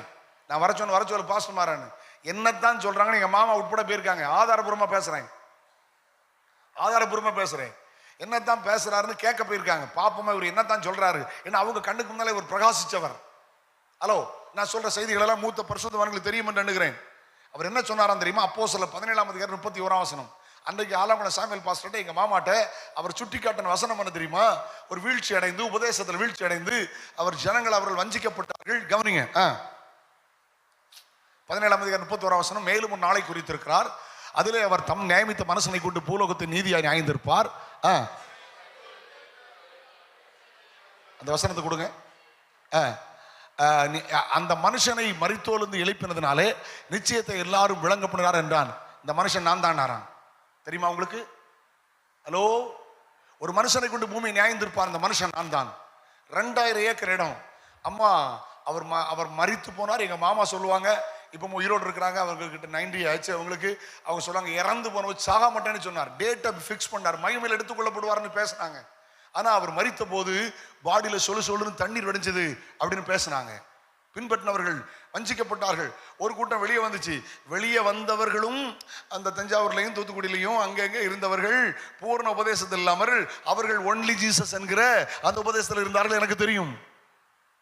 ஹலோ, நான் சொல்றது பழைய பரிசுத்தவான்களுக்கு தெரியும் என்று எண்ணுகிறேன். அவங்க பிடிக்கலன்னு வெளியே வந்தாங்க. வந்த பிற்பாடும் அவர் விதைச்ச பழைய உபதேசத்தில் தான் இன்னைக்கு வரைக்கும் தலைமுறைகள் இருக்கிறது. என்னை கவனிக்க அன்போடு கேட்கிறேன். அதுல வஞ்சிப்பு முதல் அனுபவம் என்ன? வஞ்சனை. வஞ்சிக்கப்படாதிருங்கள்.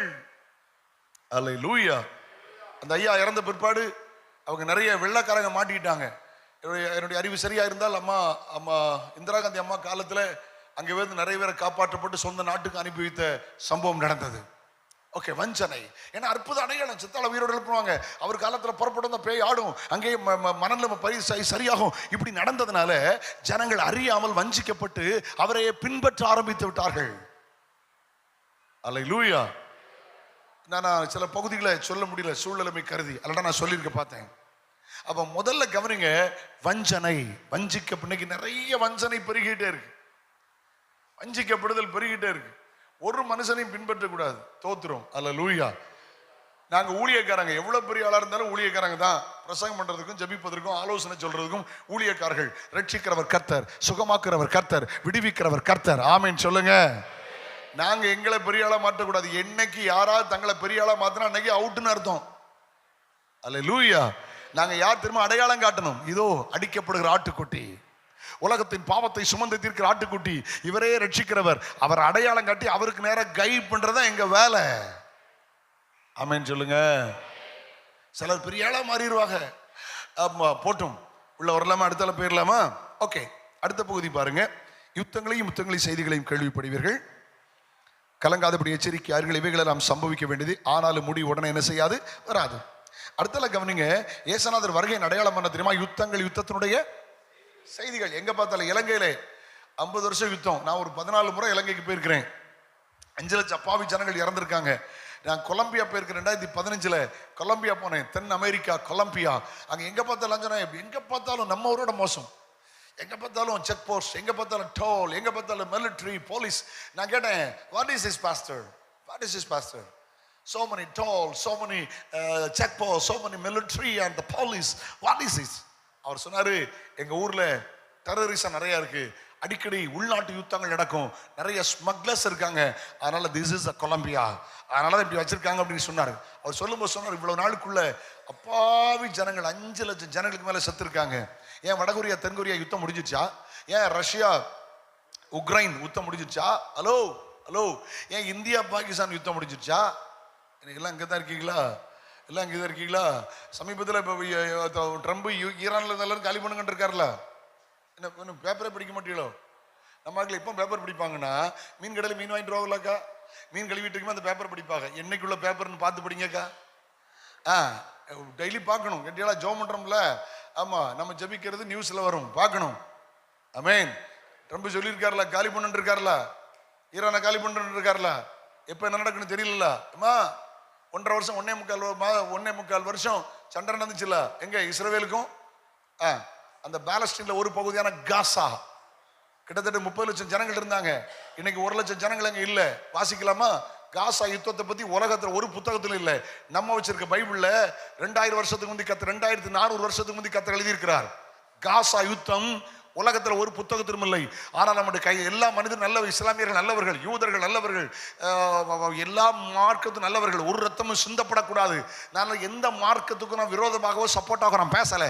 ஆனா இன்னைக்கு நடக்கிற யுத்தம், யுத்தத்தின் செய்தி இயேசு கிறிஸ்துவின் வருகையின் அடையாளம் என்று சொல்லுகிறேன். வாசிக்க பார்க்கலாம் 1-2 வசனத்தை. அல்லேலூயா. ஆமா, செப்பனியா 2ஆம் அதிகாரம் 4ஆம் வசனத்தை வாசிங்கள். Zephaniah chapter 2 verse 4. செப்பனியா 2:4 வாசிங்க. காசா குடியேற்று அக்சலோன் பாழாகும், அஸ்தரோத்தை பட்டப்பகலில் பறக்கடிப்பார்கள், எக்ரோன் வேரோடு பிடுங்கப்படும். காசா குடியேற்று போகும். 2 வருஷத்துக்கு முந்தி உள்ள காசாவுடைய போட்டோ எடுத்து பாருங்க. இப்போ பிரசன்ட்ல காசாவுடைய போட்டோ எடுத்து பாருங்க. ஹாஸ்பிட்டல் இல்ல, கல்லூரிகள் இல்ல, விமான நிலையங்கள் இல்ல, எல்லாம் அடிச்சு நொறுக்கப்பட்டு 30 லட்சம் ஜனங்கள் இருந்ததில் 2 லட்சம் ஜனங்கள் வாழ முடியவில்லை. காசா குடியேற்று போய்விட்டது. வேதம் உண்மை என்று நிரூபிக்கப்பட்டிருக்கிறது. என்னொன்னு வாசிங்க. எரேமியா 47ஆம் அதிகாரம் 5ஆம் வசனத்தை வாசிங்கள். எரேமியா chapter 47 verse 5 வாசிங்க பார்க்கலாம். காசா மொட்டையடிக்கப்படும், மீதியான அக்சலோன் சங்காரமாகும், உன்னை கிரி கொள்ளுவாய். கவனிங்க, காசா மொட்டையடிக்கப்படும். எடுத்து பாருங்க, மரத்தை கவாத் பண்ற மாதிரி கம்ப்ளீட்டா நொறுங்கிடுச்சு. காசா ஒண்ணு இல்லாம ஆயிட்டு. அடுத்தல வாசிங்க, சகரியா 9ஆம் அதிகாரம் 5ஆம் வசனத்தை வாசிங்க. சகரியா chapter 9 verse 5. அல்லேலூயா. சகரியா 9ஆம் அதிகாரம் 5ஆம் வசனத்தை வாசிங்க. அக்சலோம் அதை கண்டு பயப்படும், காத்சாவும் அதை கண்டு மிகவும் துக்கிக்கும், எகோரை நம்பிக்கை அற்றுப்போனதனால் மிகவும் பிரவிக்கும். காசாவில் ராஜா அழிந்து போவான். இந்த காசா இஸ்ரவேல் கண்ட்ரோல் இல்ல, காசா பாலஸ்தீன் கண்ட்ரோல், ஹமாஸ் என்கிற ஒரு ஏக்கத்தின் கண்ட்ரோல் இருந்தாங்க. அந்த ஹமாஸுடைய தலைவன் த ஹனி இஸ்மாயில், அவன் கவனிங்க, ஈரான்ல நடந்த சண்டையில, ஈரான்ல இருந்த ஹெலிகாப்டர் விபத்துல ஈரானுடைய அதிபர் செத்து போறார். நான் நியூஸ் பேசுறேன், கவனிங்க, நடந்த நியூஸ் சொல்றேன். அடுத்தால ஒரு அதிபரை தேர்ந்தெடுக்கிறாங்க. அதுக்கு சீஃப் கெஸ்டா இந்த காசாவுடைய இந்த ஹமாஸுடைய தலைவன் போகிறான். டஹரான்ல தங்கி இருக்கிறான். சுத்தி பாத்தீங்கன்னா மிலிட்டரி ஃபேஸ்ல தங்கி இருக்கிறான். இவன் மட்டும் அடிபடி செத்து போயிடுறான், கொண்டாங்க. அதுக்கு பிறகு பாத்தீங்கன்னா 1 2 3 4 5 7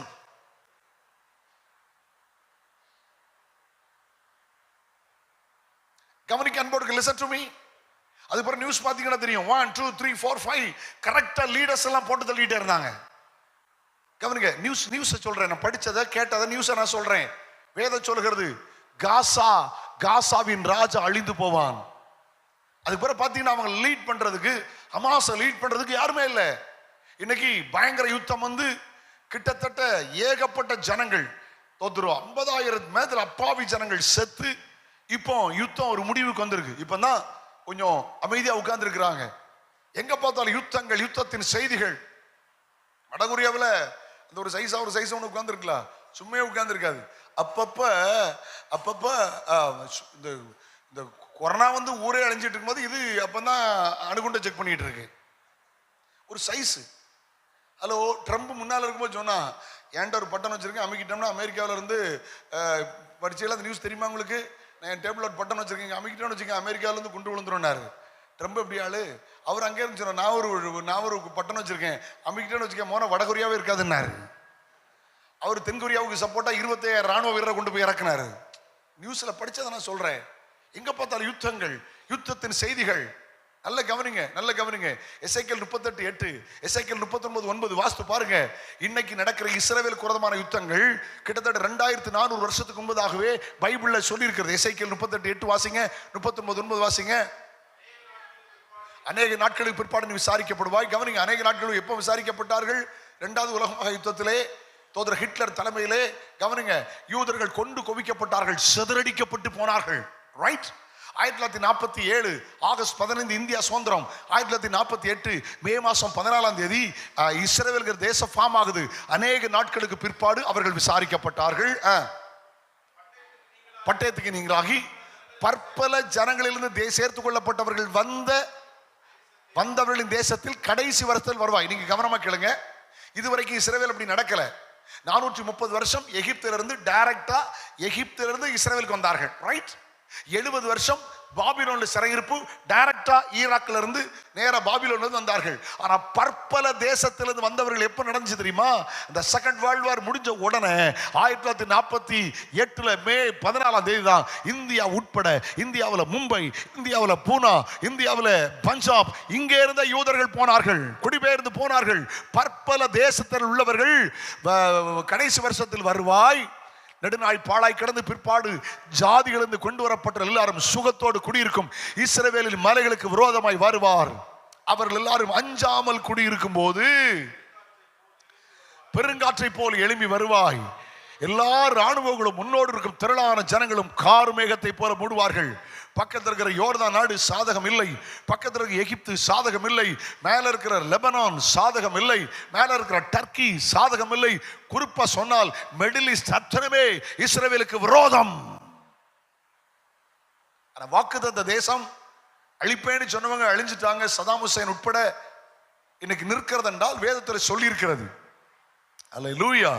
இன்னைக்கு கவனிங்க, யுத்தங்கள், யுத்தத்தின் செய்திகள், இஸ்ரவேலுக்கு விரோதமாய் நடக்கிற யுத்தம், யுத்தத்தின் செய்தி, கடைசி காலத்தின் அறிகுறி. 39:9 வாசிங்க. 39 verse 9. இஸ்ரவேல் பட்டணங்கள் குடிகள் வெளியே போய் கேடகளும் பரிசைகளும் வில்லுகளும் அம்பு மூலமாகிய 7 வருஷம் அவைகளை எடுத்து எரிப்பார்கள். இன்னொரு வசனம் வாசிங்க. ஆமோஸ் 1ஆம் அதிகாரம் 7ஆம் வசனம் வாசிங்க. Amos chapter 1 verse 7. காசாவின் மதிலுக்குள் தீ கொளுத்துவேன். அவங்க கூடார பண்டிகை 1-2 வருஷத்துக்கு முந்தி கூடார பண்டிகை, இந்த டாபர்னக்கல் ஃபெஸ்டிவல், அதை அனுபவித்துக் கொண்டிருந்த போது கிட்டத்தட்ட 17,000 7,500 ஸ்கட் விட்டு 1,500 பேர் செத்து போயிட்டாங்க. அன்னைக்கு தான் யுத்தம் ஆரம்பிச்சது. இப்ப பாருங்க, இவங்க விட்டாங்க பாருங்க, யார் சொல்லி கேட்கல.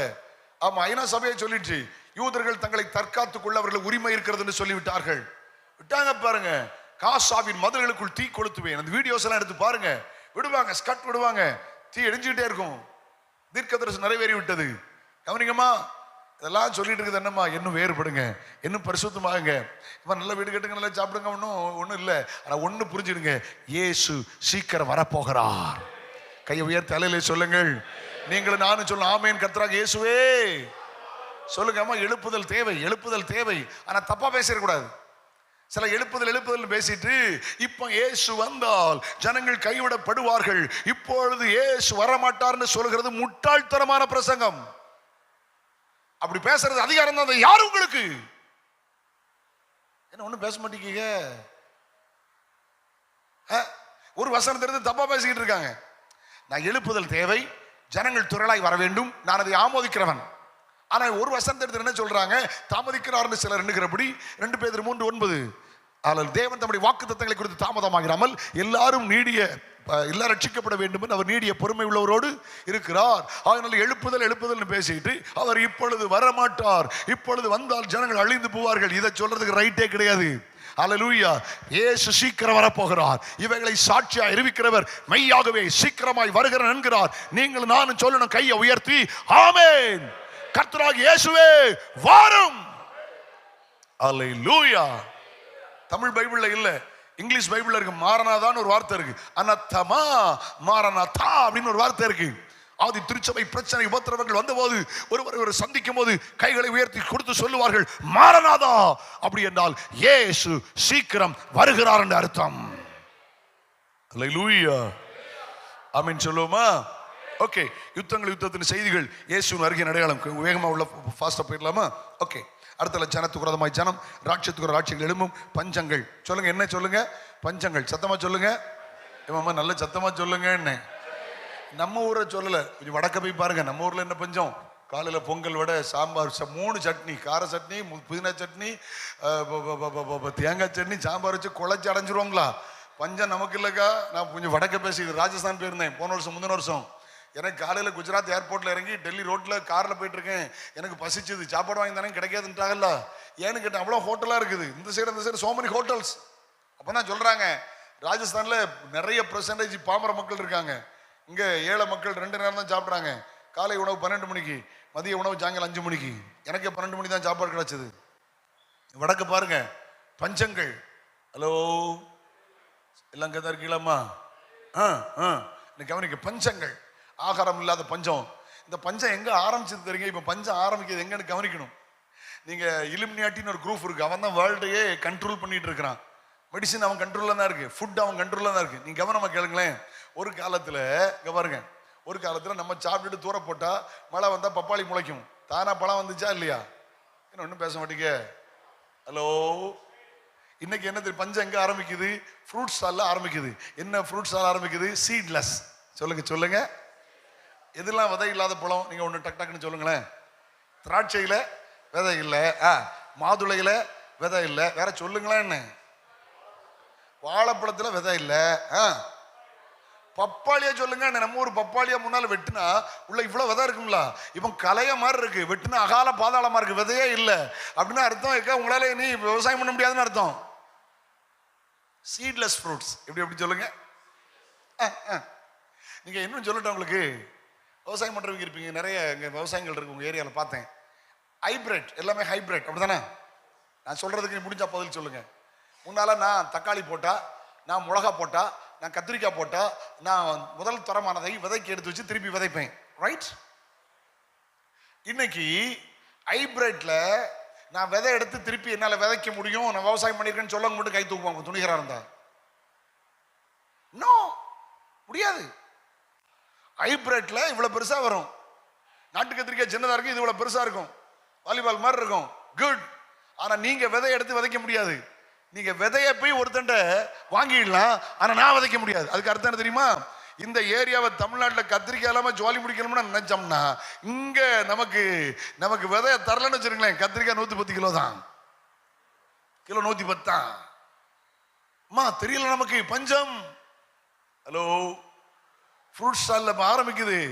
அடுத்தால பாருங்க, சிக்கன் கடைக்கு போனா போன்லெஸ், இங்க சீட்லெஸ்.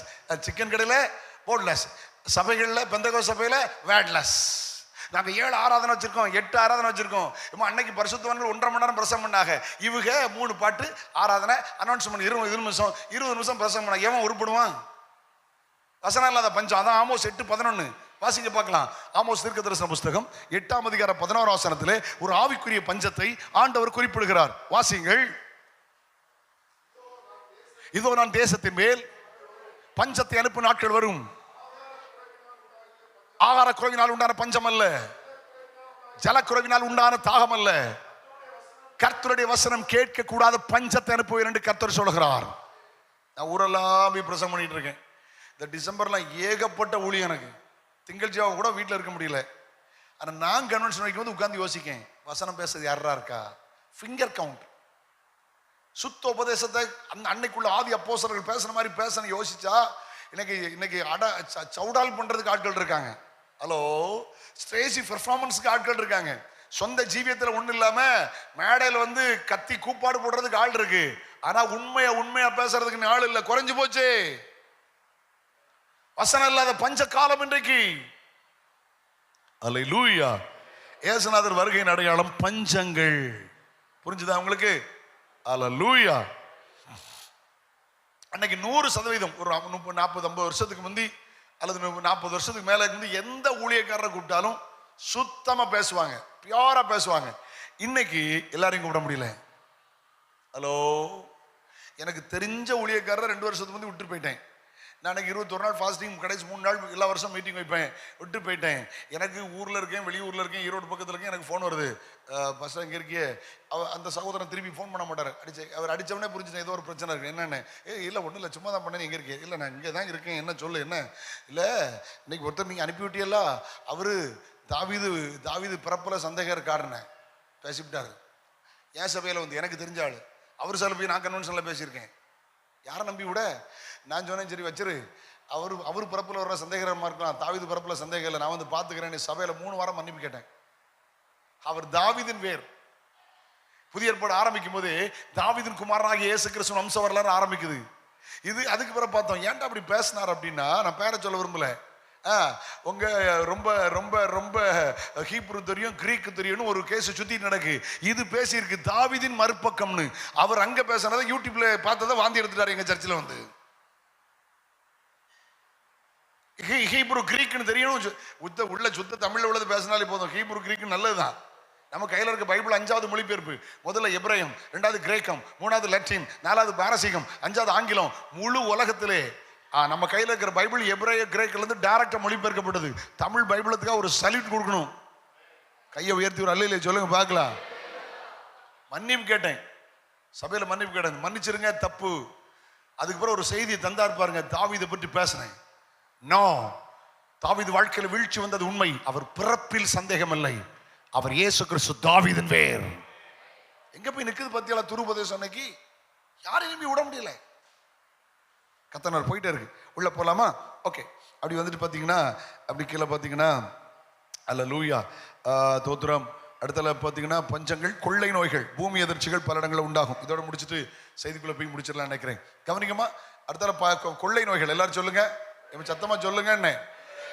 ஆமா, இங்க பாருங்க, டெங்கு வந்துச்சுல, டெங்கு வந்துச்சுல, எலிக்காய்ச்சல் வந்துச்சுல, கோழிக்காய்ச்சல் வந்துச்சுல, பன்னிக்காய்ச்சல் வந்துச்சுல, எல்லாம் இங்கே தான் இருக்கீங்களான்னு. சிக்கன் குனியா வந்துச்சான்னு உங்களுக்கு வரலையோ, உங்க ஊருக்கு வரலையோ?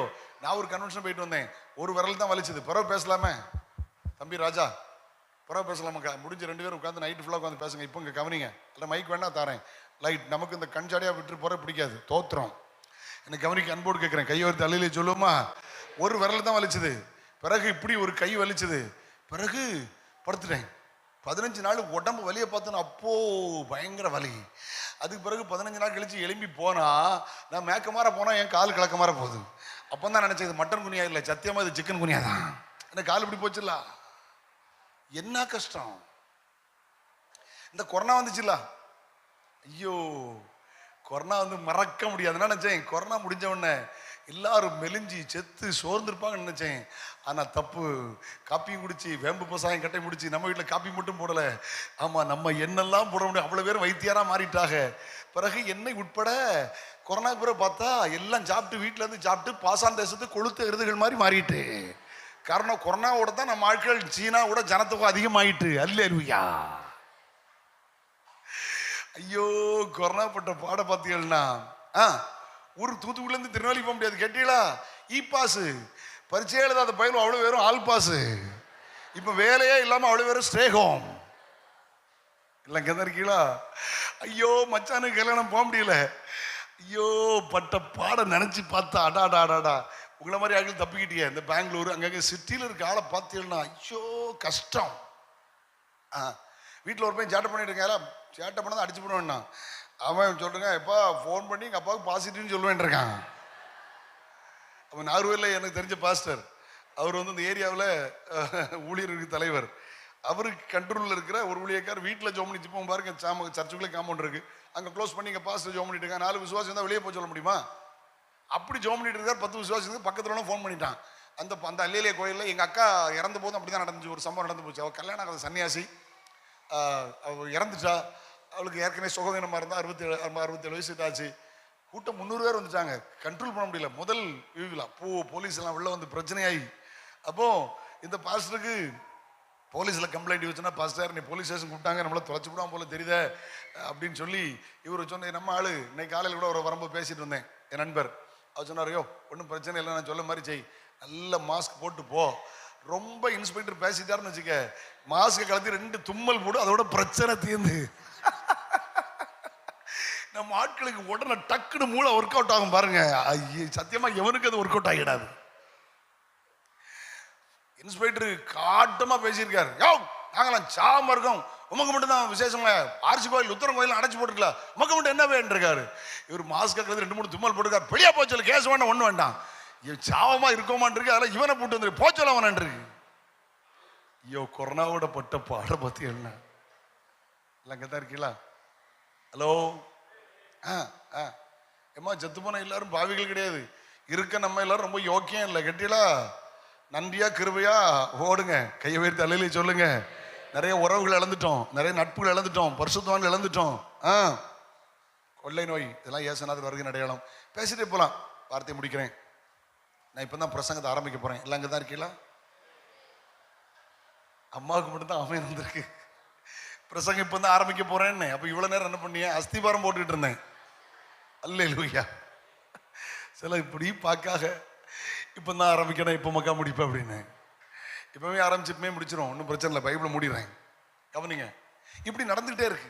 வருகை அடையாளம் நம்முடைய கண்களுக்கு நடந்தாச்சு. இயேசுவின் வருகை அடையாளம் 100% இப்பொழுது இருக்கிற நம்முடைய தலைமுறை நிறைவேறிவிட்டது. அப்படியானால் இயேசு சீக்கிரம் வரப்போகிறார். தெசலோனிக்க சபை ஆரம்பித்து ஒரு பயோனியர் சர்ச் 3 வருஷம் தான் ஆயிருந்துச்சு. ஒரு பிள்ளை பள்ளிக்கூடத்துக்கு போக ஆரம்பிக்க மாதிரி. இப்போ என் பேரன் ஸ்கூல் போயிட்டு இருக்கான், படிச்சுக்கிட்டு இருக்கான், எல்கேஜி போயிட்டு இருக்கான். அது மாதிரி ஒரு பறவை ரெக்கை முளைச்சி பறக்க ஆரம்பிக்கிறது போல ஒரு தெசலோனிக்க சபை பயோனிக்கிற சபை, ஒரு ஆரம்ப நிலை சபை. அதுக்கு ஒரு குழப்பம் வந்துருச்சு. செத்தவங்க உயிரோடு எழும்புவாங்களா? ஏற்கனவே செத்து போனவங்க அவருடைய நிலைமை என்ன?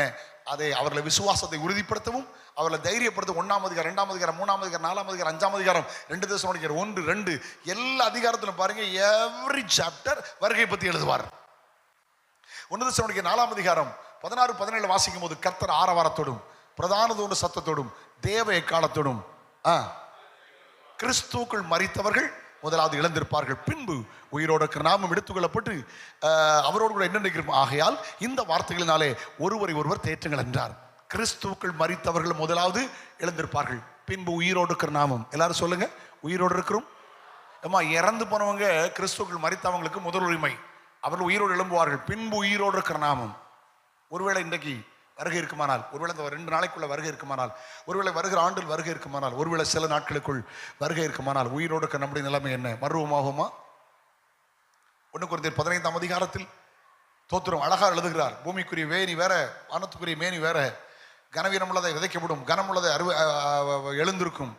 ஜென்ம சரீரம் விதைக்கப்படும், ஆவிக்குறி சிறந்திருக்குன்னு சொல்லிட்டு அவர் சொல்ல 50ஆம் வசனத்தை சொல்ல, இதோ ஒரு ரகசியத்தை உங்களுக்கு அறிவிக்கிறேன், நாம் எல்லாரும் திரடைவதில்லை, கடைசி காலம் துணிக்கும். அப்பொழுது அந்த வசனத்தை வாசிப்பீங்களா?